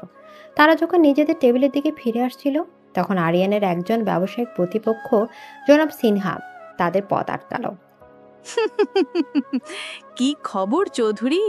বাবাকে ডুবিয়ে এখন জামাইয়ের পয়সায় বেশ ভালোই তো আছো মিসেস চৌধুরী। একেই বলে ভাগ্য। কথাটা স্নেহার বুকে ছুরির মতো বিঁধল। তার বাবা তার সবচেয়ে দুর্বল জায়গা। তার চোখ দুটো অপমানে ভেজে উঠল। এই কিছু বলার আগে আরিয়ান এক পা সামনে এগিয়ে এলো। তার শরীরে ভাষায় এক বড় শীতল হিংস্রতা ফুটে উঠল। সিনহা, আমার স্ত্রীর বাবা বা আমার শ্বশুরকে নিয়ে কথা বলার আগে নিজের কোম্পানি শেয়ারের দামটা একবার দেখে নেবেন। আমি যদি চাই তাহলে কাল সকালে আপনাকে দেউলিয়া ঘোষণা করার জন্য আপনার কোম্পানি গেটে তালা ঝোলাতে পারি। আর আমার স্ত্রীর সম্মানহানি করার শাস্তি কি হতে পারে সেটা নিশ্চয়ই আপনি কল্পনাও করতে চাইবেন না। পথ ছাড়ুন। আরিয়ানের কণ্ঠস্বর এতটা শীতল আর বিপজ্জনক ছিল যে জনাব সিনহার মুখের হাসিটা মুহূর্তে উবে গেল। সে ভয়ে এক পা সরে দাঁড়ালো। আরিয়ান স্নেহাকে নিয়ে সেখান থেকে চলে এলো। স্নেহা হতবাক হয়ে আরিয়ানের দিকে তাকিয়েছিল। লোকটা এইমাত্র তার জন্য তার বাবার সম্মানের জন্য এমনভাবে লড়ল যে সে কল্পনা করতে পারেনি। সে শুধু তার সম্পত্তি বা নিজের সম্মান রক্ষা করেনি, সে সরাসরি স্নেহাকে রক্ষা করেছে। এই উপলব্ধিটা তার কাছে ছিল একেবারে নতুন এবং বিস্ময়কর। এদিকে পার্টি থেকে বাড়ি ফেরার পুরো পথটা স্নেহা আর আরিয়ান একটাও কথা বলল না। গাড়ির ভেতর বিরাজ করছিল এক ভারী নিস্তব্ধতা, কিন্তু এই নিস্তব্ধতা আগের মতো অস্বস্তিকর ছিল না। এর মধ্যে ছিল এক অব্যক্ত বোঝাপড়া। স্নেহার মাথায় বারবার জনাব সিনহার সাথে হওয়া ঘটনাটা ঘুরপাক খাচ্ছিল। আরিয়ানের সেই রক্ষকের রূপটা সে কোনোভাবেই ভুলতে পারছিল না। মেনশনে ফিরে স্নেহা নিজের ঘরে না গিয়ে আরিয়ানের পেছন পেছন তার স্টাডি রুমের দিকে এগিয়ে গেল। আরিয়ান ঘরে ঢুকে টাইয়ের নটটা আলগা করতে করতে ঘুরে দাঁড়ালো স্নেহাকে দেখে। কিছু বলবে? কেন করলেন ওটা? কি করেছি? পার্টিতে জনাব সিনহার সাথে আমার জন্য, আমার বাবার সম্মানের জন্য আপনি কেন লড়লেন? স্নেহার এই সরাসরি প্রশ্নটা আরিয়ানকে কিছুটা অপ্রস্তুত করে দিল। সে এমনটা আশা করেনি। সে কয়েক মুহূর্ত চুপ করে থেকে একটা চেয়ারে বসলো এবং স্নেহাকেও ইশারায় বসতে বলল। কারণ তুমি আমার স্ত্রী, আর তোমার সম্মান মানে আমার সম্মান। এর মধ্যে অবাক হওয়ার মতো কিছু নেই। না, এটা শুধু সম্মানের ব্যাপার ছিল না। আপনার চোখে আমি অন্য কিছু দেখেছি। আপনি সেদিন শুধু নিজের সম্মান বাঁচাননি। স্নেহারি গভীর পর্যবেক্ষণ আরিয়ানকে নাড়িয়ে দিল। সে বুঝতে পারল এই মেয়েটাকে আর ফাঁকি দেওয়া যাবে না। সে অনেকক্ষণ ধরে স্নেহার চোখের দিকে তাকিয়ে রইল, যেন তার ভেতরের সবটুকু পড়ে ফেলার চেষ্টা করছে। তারপর একটা দীর্ঘশ্বাস ফেলে সে উঠে দাঁড়ালো এবং ঘরের অন্য প্রান্তে থাকা একটা পুরনো কাঠের সিন্দুকের দিকে এগিয়ে গেল। তুমি আমার সম্পর্কে জানতে চাও, তাই না? জানতে চাও আমি কেন এমন, কেন আমি এতটা পজিটিভ, এতটা নিয়ন্ত্রণ করতে ভালোবাসি? স্নেহা নীরবে মাথা নাড়ল। আরিয়ান সিন্দুকটা খুলে ভেতর থেকে একটা ধুলো মাখা চামড়ায় বাঁধানো অ্যালবাম বের করে আনলো। সে অ্যালবামটা নিয়ে সে স্নেহার সামনে টেবিলে রাখলো। এই আমার মা, রাবেয়া চৌধুরী। স্নেহা দেখল এক অসাধারণ সুন্দরী মায়াবী চেহারার মহিলার ছবি। তার হাসির সাথে আরিয়ানের হাসির অদ্ভুত মিল। আমার বাবা মাকে ভালোবাসতেন, কিন্তু তিনি ছিলেন দুর্বল প্রকৃতির মানুষ। তিনি ব্যবসার জগৎটাকে সামলাতে পারতেন না। আমাদের অনেক শত্রু ছিল, তারা বাবাকে দুর্বল পেয়ে বারবার আক্রমণ করত, আর সেই আক্রমণের সবচেয়ে সহজ শিকার হতেন আমার মা। মাকে প্রায়ই হুমকি দেওয়া হতো, মানসিকভাবে অত্যাচার করা হতো। আমি তখন অনেক ছোট, চোখের সামনে দেখতাম মা হাসির আড়ালে তার সব কষ্ট লুকিয়ে রাখছেন। আরিয়ানের কণ্ঠস্বর ধরে আসছিল। সে তার জীবনের সবচেয়ে গোপন আর কষ্টের অধ্যায়টা আজ প্রথমবার কারো সামনে উন্মোচন করছিল। আমার যখন 15 বছর বয়স, তখন মায়ের হার্টের সমস্যা ধরা পড়ে। ডাক্তার বলেছিলেন কোনো ধরনের মানসিক চাপ তার জন্য মারাত্মক হতে পারে, কিন্তু আমাদের শত্রুরা ঠিক সেই সুযোগটাই নিল। বাবার একটা ভুল সিদ্ধান্তের কারণে ব্যবসায় বিরাট ক্ষতি হলো। সেই চাপেই হোক বা শত্রুদের হুমকির কারণেই হোক, মা একদিন রাতে মারাত্মক হার্ট অ্যাটাক করলেন। আমি বাবাকে বলেছিলাম হসপিটাল নিতে, কিন্তু বাবা ভয়ে আতঙ্কে কোনো সিদ্ধান্তই নিতে পারছিলেন না। আমার চোখের সামনে আমার মা বিনা চিকিৎসায় মারা গেলেন। কথাগুলো বলতে গিয়ে আরিয়ানের চোখ দুটো ভিজে উঠল। যে মানুষটার চোখে স্নেহা শুধু রাগ আর ঘৃণা দেখেছে, আজ সেই চোখে এসে দেখল রাজ্যের কষ্ট আর অসহায়ত্ব। সেদিন আমি দুটো জিনিস শিখেছিলাম স্নেহা। প্রথমত, এই পৃথিবীতে দুর্বলদের কোনো জায়গা নেই। ক্ষমতা না থাকলে তুমি তোমার ভালোবাসার মানুষকে বাঁচাতে পারবে না। আর দ্বিতীয়ত, আমি যা কিছু ভালোবাসি, যা কিছু আমার, তাকে রক্ষা করার দায়িত্ব সম্পূর্ণ আমার। আমি আর কোনোদিনও কাউকে হারানোর ঝুঁকি নেব না। তাই আমি নিজেকে এতটা কঠিন বানিয়েছি, এতটা শক্তিশালী করেছি, যাতে কেউ আমার কোনো প্রিয় জিনিসের দিকে চোখ তুলে তাকাতেও সাহস না পায়। এবার স্নেহা সবকিছু বুঝতে পারল। আরিয়ানের এই পজিটিভনেস, এই নিয়ন্ত্রণ, এসবের উৎসে ভালোবাসা নয়, ছিল এক গভীর ভয়, প্রিয়জনকে হারানোর ভয়। আমি যখন তোমাকে প্রথম দেখি, তোমার মধ্যে আমি আমার মায়ের ছায়া দেখেছিলাম। তোমার ওই তেজ, ওই আত্মসম্মান। আমি ভয় পেয়ে গিয়েছিলাম স্নেহা। আমার মনে হয়েছিল এই পৃথিবীটা তোমাকে শেষ করে দিবে। তাই আমি তোমাকে জোর করে আমার জীবনে নিয়ে এসেছি। তোমাকে শাসন করতে চেয়েছি, খাঁচায় বেঁধে রাখতে চেয়েছি, কারণ কিভাবে ভালোবাসতে হয় সেটা হয়তো আমি শিখিনি। আমি শুধু শিখেছি কিভাবে অধিকার প্রতিষ্ঠা করে, নিজের জিনিসকে সব ক্ষতির হাত থেকে বাঁচাতে হয়। আমার পদ্ধতি হয়তো আগাগোড়াই ভুল ছিল।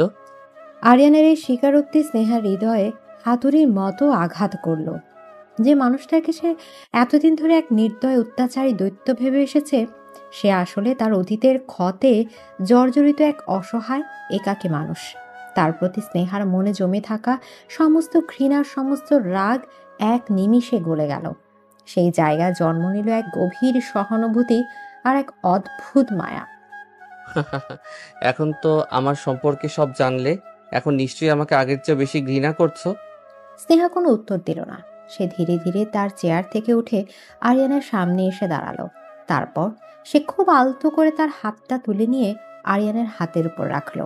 তার এই সামান্য স্পর্শে ছিল নীরব সম্মতি, ছিল শত শত না বলা কথার সান্ত্বনা। আরিয়ান চমকে স্নেহার দিকে তাকালো। স্নেহার চোখে সে ঘৃণা নয়, দেখলো এক স্নিগ্ধ বোঝাপড়া। এই প্রথমবার তাদের মধ্যে কোনো শব্দ ছাড়াই যেন মনের কথা বিনিময় হয়ে গেল। স্নেহার সেই ছোট্ট স্পর্শটা আরিয়ানের কঠিন আবরণের উপর যেন এক মৃদু কিন্তু শক্তিশালী আঘাত ছিল। যে মানুষটা গোটা পৃথিবীকে তার আঙুলের ডগায় না যায়, সে এক মুহূর্তের জন্য বাকরুদ্ধ হয়ে গিয়েছিল। তার মনে হলো বহু বছর পর কেউ তার ভেতরের সেই ক্ষতবিক্ষত সত্তাটাকে ঘৃণা বা ভয় দিয়ে নয়, বরং একরাশ বোঝাপড়া দিয়ে স্পর্শ করলো। সে ধীরে ধীরে তার হাতটা সরিয়ে নিল, কিন্তু স্নেহা সে স্পর্শের উষ্ণতাটুকু যেন তার চামড়া লেপ্টে রইল। সে রাতে আর কোনো কথা হলো না। দীর্ঘ সময় ধরে জমে থাকা বরফটা অবশেষে গলতে শুরু করেছিল। পরদিন সকাল থেকে চৌধুরী মেনশনের পরিবেশটা ছিল অদ্ভুত রকম শান্ত। সেই দম বন্ধ করা উত্তেজনা বা শীতল নীরবতা কোনোটাই ছিল না। তার বদলে ছিল এক ধরনের দ্বিধাগ্রস্ত সচেতনতা। নাস্তার টেবিলে আরিয়া যখন স্নেহার প্লেটে খাবার তুলে দিচ্ছিল, তখন তাদের আঙ্গুলগুলো আলতো করে ছুঁয়ে গেল। দুজনের শরীরেই যেন এক হালকা বিদ্যুতের স্রোত বয়ে গেল। তারা দ্রুত চোখ সরিয়ে নিল, কিন্তু দুজনের মুখেই ছিল এক চাপা রক্তিম আভা। আরিয়ানের আচরণে সূক্ষ্ম কিন্তু স্পষ্ট পরিবর্তন আসতে শুরু করলো।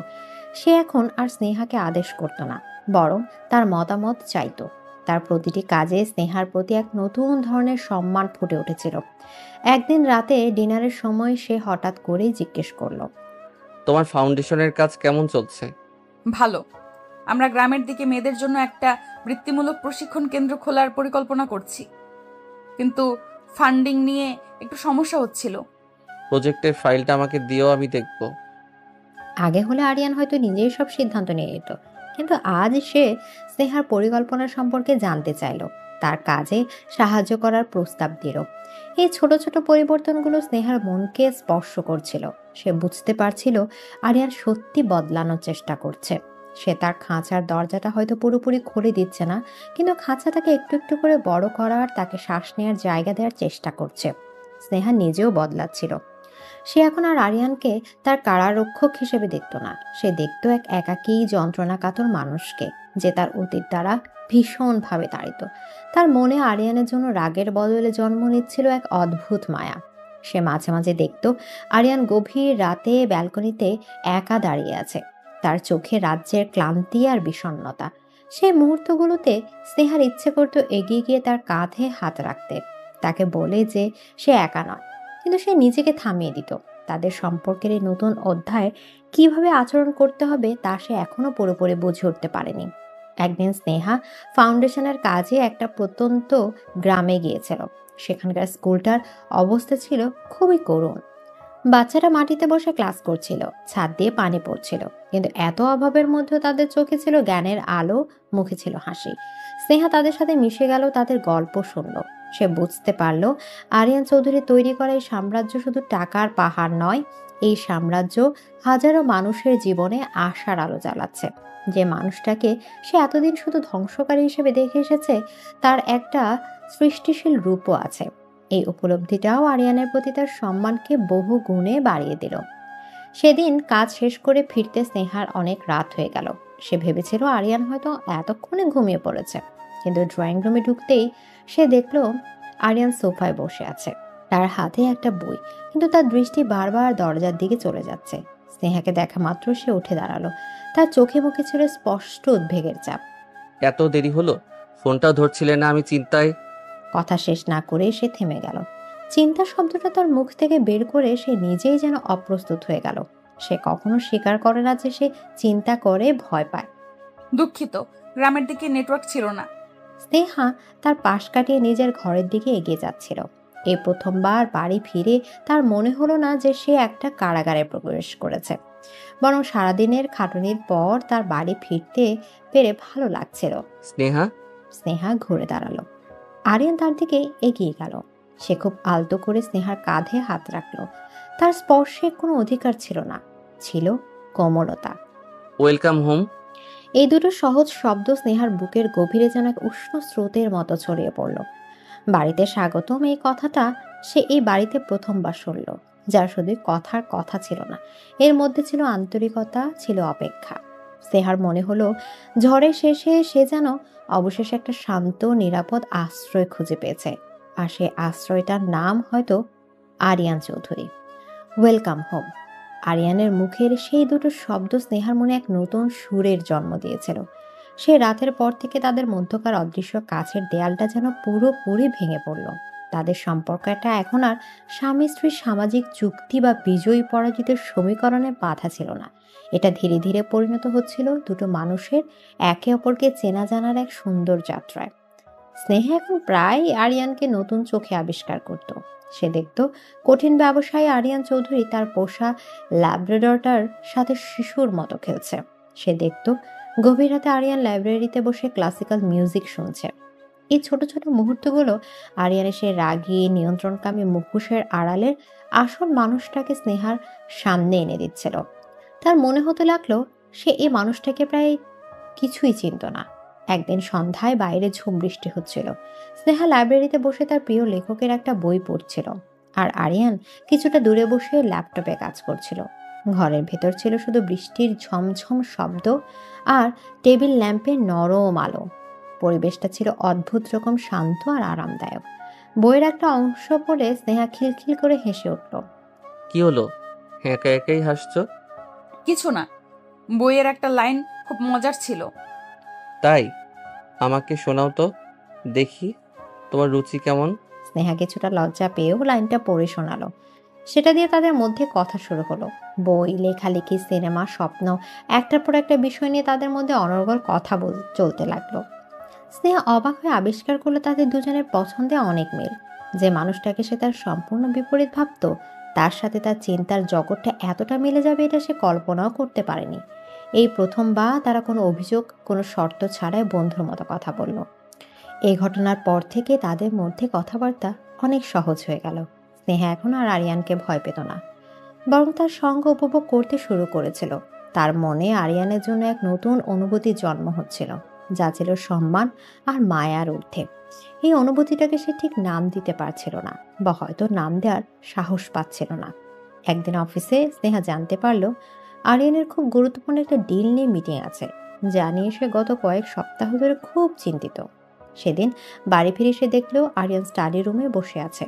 তার চোখে মুখে রাজ্যে ক্লান্তি আর দুশ্চিন্তার ছাপ। মিটিংটা ভালো হয়নি। স্নেহাকে দেখে সে জোর করে একটু হাসার চেষ্টা করলো। স্নেহা কিছু না বলে রান্নাঘরের দিকে চলে গেল। কিছুক্ষণ পর সে দুটো কফির মগ হাতে আরিয়ানের স্টাডি রুমে প্রবেশ করলো। আরিয়ান অবাক হয়ে তার দিকে তাকালো। পরিচারিকাদের দিয়ে কফি পাঠানো আর নিজ হাতে কফি বানিয়ে নিয়ে আসার মধ্যে যে আকাশ পাতাল তফাৎ, সেটা সে খুব ভালোভাবে বুঝতে পারছিল। ভাবলাম আপনার হয়তো ভালো লাগবে। ধন্যবাদ। তার কণ্ঠস্বরটা ছিল কৃতজ্ঞতায় ভেজা। স্নেহা চলে যেতে উদ্যত হতেই আরিয়ান তাকে ডাকলো। বসো। স্নেহা তার সামনে চেয়ারটায় বসলো। আরিয়ান তার মিটিংয়ের সমস্যাগুলো নিয়ে স্নেহার সাথে আলোচনা করতে শুরু করলো। সে কোনো সমাধান চাইছিল না, সে শুধু তার ভেতরে চাপটা কারোর সাথে ভাগ করে নিতে চাইছিল। স্নেহা মনোযোগ দিয়ে তার সব কথা শুনল, মাঝে মাঝে নিজের মতামতও দিল। সেই রাতে তার শুধু স্বামী স্ত্রী বা বস কর্মচারী ছিল না, তারা ছিল দুজন সঙ্গী, যারা একে অপরের পাশে বসে কঠিন সময়টা পার করার চেষ্টা করছিল। কয়েকদিন পর এক সপ্তাহান্তে আরিয়ান স্নেহাকে অবাক করে দিল। চলো আজ আমরা বাইরে থেকে ঘুরে আসি। অফিসে কাজ নেই? আজ কোনো কাজ নয়, শুধু আমরা দুজন। আরিয়ান তাকে কোনো দামি রেস্তোরাঁ বা শপিং মলে নিয়ে গেল না। সে গাড়ি চালিয়ে শহর থেকে অনেক দূরে একটা শান্ত নিরিবিলি লেকের ধারে নিয়ে গেল। চারপাশ সবুজের সমারোহ, পাখির ডাক আর লেকের শান্ত জল। জায়গাটা ছিল ছবির মতো সুন্দর। এটা আমার সবচেয়ে প্রিয় জায়গা। মন খারাপ হলে আমি এখানে চলে আসি। স্নেহা বুঝতে পারল আরিয়ান তাকে শুধু একটা জায়গায় বেড়াতে আনেনি, সে তাকে তার ব্যক্তিগত গোপন পৃথিবীর একটা অংশে প্রবেশ করার অনুমতি দিয়েছে। ছোটবেলায় মায়ের সাথে এখানে মাছ ধরতে আসতাম। মা চলে যাওয়ার পর আর আসা হয়নি। অনেক বছর পর আজ এলাম। আরিয়ান এই কথায় স্নেহার ভেতরটা মোচড় দিয়ে উঠল। সে দেখল এই শক্তিশালী মানুষটার ভেতরেও একটা শিশু লুকিয়ে আছে, যে আজও তার মাকে খুঁজে বেড়ায়। তারা লেকের ধারে পাশাপাশি বসে সূর্যাস্ত দেখছিল। পরন্ত বিকেলের আলোয় আরিয়ানের মুখটা অদ্ভুত মায়াবী লাগছিল। হঠাৎ একটা ঠান্ডা বাতাস এসে স্নেহার শরীরে কাঁপুনি ধরিয়ে দিল। কিছু বুঝে ওঠার আগেই আরিয়ান তার গায়ের কোটটা খুলে স্নেহার কাঁধে জড়িয়ে দিল। শুধু তাই নয়, সে স্নেহাকে আলতো করে নিজের আরো কাছে টেনে নিল। তার বলিষ্ঠ হাতের বেষ্টনীর মধ্যে স্নেহা এক অদ্ভুত নিরাপত্তা আর উষ্ণতা অনুভব করল। তাদের মধ্যে দূরত্ব এতটাই কমে এসেছিল যে সে আরিয়ানের হৃদস্পন্দনও শুনতে পাচ্ছিল। স্নেহা। আরিয়ানের এই ডাক শুনে স্নেহার বুকের ভেতরটা ধক করে উঠল। সে মুখ তুলে আরিয়ানের চোখের দিকে তাকালো। সেই চোখে ছিল এমন এক গভীর আবেগ যা স্নেহা আগে কখনো দেখেনি। আরিয়ান খুব ধীরে ধীরে তার মুখের দিকে ঝুঁকে এলো। স্নেহা চোখ বন্ধ করে ফেলল। সে জানতো এই মুহূর্তটা তাদের সম্পর্কের নতুন ভোর নিয়ে আসতে চলেছে। সে আর বাধা দিল না, বরং নিজেকে সঁপে দিল এই আসন্ন মুহূর্তটির কাছে। আরিয়ানের মুখটা যখন ধীরে ধীরে ঝুঁকে আসছিল, স্নেহার মনে হলো তার হৃদস্পন্দন কয়েক মুহূর্তের জন্য থেমে গেছে। তার চোখের সামনে ভেসে উঠেছিল তাদের প্রথম রাতের ভয়ঙ্কর স্মৃতি, আরিয়ানের সেই হিংস্র রূপ। কিন্তু আজ এই লেকের ধারে পড়ন্ত বিকেলের স্নিগ্ধ আলোয় তার সামনে যে মানুষটা ছিল, সে সেই পুরনো আরিয়ান নয়। এই মানুষটার চোখে ছিল ভয়, ছিল একরাশ দ্বিধা, আর ছিল এক গভীর না বলা আরতি। স্নেহা তার অতীতের সমস্ত তিক্ততাকে মন থেকে ছেড়ে ফেলে চোখ বন্ধ করল। আরিয়ানের ঠোঁট যখন স্নেহার ঠোঁটকে স্পর্শ করলো, সেই স্পর্শে কোনো জোর ছিল না, ছিল না কোনো অধিকার ফালানোর চেষ্টা, ছিল শুধু একরাশ কোমলতা আর পরম মমতা। এটা ছিল দুটো ভাঙা হৃদয়ের প্রথমবার একে অপরকে খুঁজে পাওয়ার মুহূর্ত। স্নেহার মনে হলো বহু বছর ধরে বয়ে বেড়ানো এক নিদারুণ যন্ত্রণা যেন এই একটা স্পর্শে মুহূর্তের মধ্যে গলে গেল। আরিয়ানের কাছেও এই অনুভূতিটা ছিল একেবারেই নতুন। সে প্রথমবার কোনো কিছু জয় করার জন্য নয়, বরং নিজেকে সঁপে দেওয়ার জন্য কাউকে স্পর্শ করলো। কয়েক মুহূর্ত পর যখন তারা একে অপর থেকে বিচ্ছিন্ন হলো, তখন দুজনের চোখই ছিল এক অব্যক্ত আবেগ আর জলের রেখা। সেই বিকেলের পর বাড়ি ফেরার পথটা ছিল শান্ত, কিন্তু সেই শান্ততার গভীরে ছিল হাজারো না বলা কথার অনুকরণ।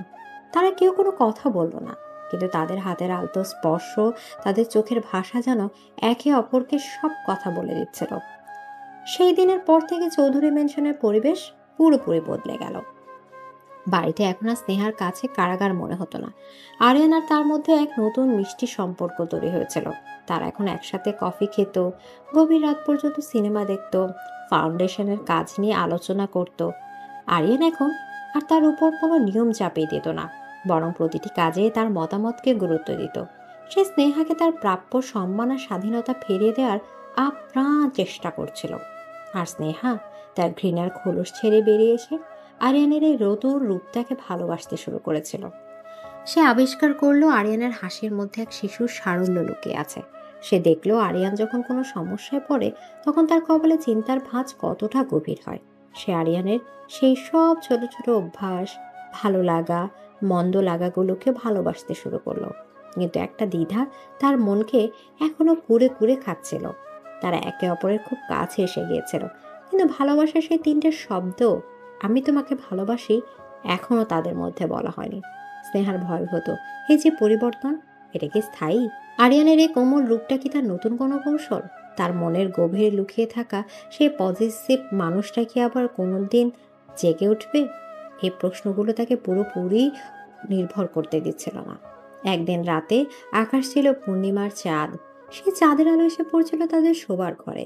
স্নেহা ব্যালকনিতে দাঁড়িয়েছিল, তার মন ছিল চিন্তামগ্ন। আরিয়ান নিঃশব্দে তার পেছনে এসে দাঁড়ালো। কি ভাবছো এত? আমাদের কথা ভাবছিলাম, সবকিছু কত দ্রুত বদলে গেল, কখনো কখনো বিশ্বাসই হতে চায় না।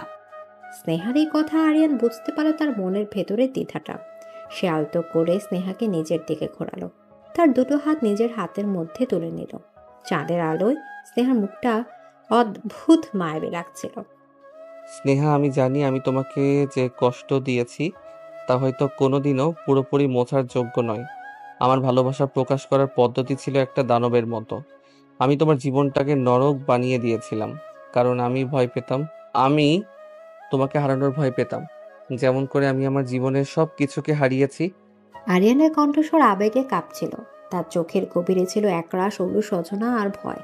কিন্তু এই কদিনে তোমার সাথে থেকে আমি নতুন করে বাঁচতে শিখেছি। তুমি আমাকে শিখিয়েছো যে ভালোবাসা মানে অধিকার প্রতিষ্ঠা করা নয়, ভালোবাসা মানে বিশ্বাস করা, একে অপরের পাশে থাকা। তুমি আমার ভেতরে সেই ভাঙা ক্ষতবিক্ষত মানুষটাকে দেখেও ঘৃণা করনি, এবং তাকে বোঝার চেষ্টা করেছো, তাকে সারিয়ে তোলার চেষ্টা করেছো। আমি জানি না আমি তোমার এই ভালোবাসার যোগ্য কিনা, কিন্তু আমি আর এই মুখোশ পরে থাকতে পারছি না, আমি আর অভিনয় করতে পারছি না। আরিয়ান স্নেহার হাতের উপর হাতটা আরো শক্ত করে ধরল, তার চোখ দিয়ে টপ টপ করে পানি পড়তে শুরু করলো। আমি তোমাকে ভালোবাসি স্নেহা, আমার জীবনের সব কিছুর চেয়ে বেশি ভালোবাসি, আমার সবটুকু দিয়ে ভালোবাসি। এই স্বীকারোক্তিটা যেন এক ঝড়ে বাতাসের মতো এসে স্নেহার সমস্ত দ্বিধা, সমস্ত ভয়কে উড়িয়ে নিয়ে গেল। যে কথাগুলো শোনার জন্য তার মন এতদিন ধরে অপেক্ষা করছিল, আজ সে কথাগুলো সে শুনল। তার চোখ থেকে অঝরে জল পড়তে শুরু করছিল, কিন্তু এই জল ছিল কষ্টের নয়, পরম শান্তির, পরম প্রাপ্তির। আরিয়ান তার জীবনের সবচেয়ে বড় সত্যিটা আজ তার সামনে উন্মোচন করে দিয়েছে। নিজেকে পুরোপুরি সঁপে দিয়েছে স্নেহার কাছে। সে অধীর আগ্রহ অপেক্ষা করছিল স্নেহার উত্তরের জন্য। তার বুকটা ধরফর করছিল। স্নেহা কি তাকে গ্রহণ করবে, নাকি তার অতীতের পাপের জন্য তাকে চিরদিনের জন্য প্রত্যাখ্যান করবে? এদিকে আরিয়ানের সেই আবেগঘন স্বীকারোক্তির পর কয়েক মুহূর্ত কেটে গেল এক ভিন পথ ও নীরবতায়। ঘরের ভেতর শুধু দুজনের ভারী নিঃশ্বাসের শব্দ। আরিয়ানের ভেজা চোখ দুটো স্নেহার উত্তরের অপেক্ষা স্থির হয়েছিল। স্নেহা আলতো করে তার হাতটা ছাড়িয়ে নিয়ে আরিয়ানের গাল থেকে চোখের জল মুছে দিল। তারপর তার ঠোঁটের কোণে ফুটে উঠল এক স্নিগ্ধ মায়াবী হাসি। আমি আপনাকে ঘৃণা করতাম আরিয়ান, প্রচন্ড ঘৃণা করতাম। আপনার প্রতিটি স্পর্শ, প্রতিটি কথা আমার কাছে বিষের মতো মনে হতো। কিন্তু সেই ঘৃণার দেওয়ালের উপরে আপনি কখন ধীরে ধীরে আমার অভ্যাসে, আমার চিন্তায় আর সব শেষে আমার হৃদয়ে জায়গা করে নিয়েছেন আমি নিজেও বুঝতে পারিনি। স্নেহা আরিয়ানের আরো কাছে এগিয়ে এলো। সে আরিয়ানের চোখের দিকে তাকিয়ে তার হৃদয়ের সবটুকু আবেগ উজাড় করে দিয়ে বলল, আমি আপনার শাসনকে নয়, আপনার শাসনের আড়ালে লুকিয়ে থাকা ভালোবাসাকে ভালোবেসে ফেলেছি। আমি আপনার ক্ষমতাকে নয়, আপনার ক্ষমতার পেছনের একাকিত্বকে ভালোবেসে ফেলেছি। আমি আপনার বাইরের কঠিন মানুষটাকে নয়, আপনার ভেতরের সেই শিশুটাকে ভালোবেসে ফেলেছি, যে আজও ভালোবাসা খুঁজে। হ্যাঁ, আমিও আপনাকে ভালোবাসি আরিয়ান, খুব ভালোবাসি। স্নেহার এই উত্তরে আরিয়ানের মনে হলো সে যেন পৃথিবীর সব সুখ এক মুহূর্তে পেয়ে গেছে। সে আর এক মুহূর্ত অপেক্ষা না করে স্নেহাকে নিজের বুকের মধ্যে জড়িয়ে ধরল। এই আলিঙ্গনে কোনো জোর ছিল না, ছিল শুধু দুটো মানুষের একে অপরের মধ্যে নিজেদের খুঁজে পাওয়ার আশ্রয়। তাদের দুজনের চোখের জলেই আজ তাদের অতীতটা ধুয়ে মুছে সাফ হয়ে গেল। এর পরের কয়েকটা মাস ছিল স্বপ্নকেও হার মানানো সুন্দর। চৌধুরী মেনশন, যা একসময় স্নেহার কাছে ছিল কারাগার, তা এখন পরিণত হয়েছে এক ভালোবাসার নীড়ে। স্নেহা নিজের হাতে বাড়িটা নতুন করে সাজিয়েছে। প্রতিটি কোণায় এখন তার রুচির ছোঁয়া। আর আরিয়ান তাকে দিয়েছে সম্পূর্ণ স্বাধীনতা। তাদের মধ্যে এখন আর কোনো লুকোচুরি নেই, কোনো ভয় নেই। আজ শুধু অফুরন্ত বিশ্বাস, বন্ধুত্ব আর ভালোবাসা। তারা এখন একসাথে ফাউন্ডেশনের কাজ করে। আরিয়ানের বিচক্ষণতার, স্নেহার সহানুভূতির মিশ্রণে চৌধুরী ফাউন্ডেশনের এক নতুন উচ্চতায় পৌঁছেছে। আরিয়ানের কর্মচারীরা এখন এক নতুন বসকে দেখছে। সে আগের মতোই কঠিন পরিশ্রমী, কিন্তু এখন অনেক বেশি মানবিক। একদিন বিকেলে আরিয়ান স্নেহাকে নিয়ে গেল এক বিশেষ জায়গায়। একটা শান্ত সুন্দর কবরস্থান। একটা সাদা পাথরের কবরের সামনে এসে তারা দাঁড়ালো। কবরের ফলকে লেখা রাবেয়া চৌধুরী। মা, এই হলো স্নেহা, আমার ভালোবাসা, আমার জীবন সঙ্গী। আমাকে আবার নতুন করে বাঁচতে শিখিয়েছে। আমি জানি তুমি আজ যেখানেই আছো ওকে দেখে খুব খুশি হচ্ছ। আরিয়ানের এ কাজে স্নেহা চোখ ভিজে গেল। সে বুঝতে পারলো আরিয়ান তাকে তার জীবনের সবচেয়ে পবিত্র আর গোপন অংশীদার করে নিয়েছে। গল্পের শেষটা করা যাক 1 বছর পরের এক সুন্দর সন্ধ্যায়। তারা দুজনে সেই ব্যালকনিতে দাঁড়িয়েছিল, যেখানে একদিন স্নেহা দাঁড়িয়ে মুক্তির জন্য হাহাকার করত। আজ সে আরিয়ানের বুকে মাথা রেখে পরম শান্তিতে সূর্যাস্ত দেখছে। এখনো কি এই বাড়িটাকে তোমার কারাগার মনে হয়? না, যে বাড়িতে এতটা ভালোবাসা থাকে সেটা কারাগার হতে পারে না, সেটা স্বর্গ হয়ে যায়। আপনি আমাকে জোর করে বিয়ে করেছিলেন, এটা সত্যি, কিন্তু আমার ভালোবাসাকে আপনি আপনার ভালোবাসা দিয়েই জয় করে নিয়েছেন। আর তুমি আমার ভেতরে পশুটাকে একজন মানুষ বানিয়েছ। তুমি আমার সেই অগ্নিপ্রেম, যা আমাকে পুড়িয়ে শুদ্ধ করেছে, পূর্ণতা দিয়েছে। তাদের ভালোবাসার গল্পটা হয়তো কোনো রূপকথার মতো শুরু হয়নি। তাদের পথটা ছিল কাঁটায় ভরা, ছিল অনেক ভুল বোঝাবুঝি আর যন্ত্রণা। কিন্তু সব ঝড় শেষে তারা একে অপরের মধ্যেই নিজেদের আশ্রয় খুঁজে পেয়েছিল। যে ভালোবাসা ঘৃণার আগুন থেকে জন্ম নেয়, তার উত্তাপ হয়তো একটু বেশিই হয়। আরিয়ান আর স্নেহার ভালোবাসাও ছিল ঠিক তেমনই তীব্র, গভীর এবং চিরন্তন।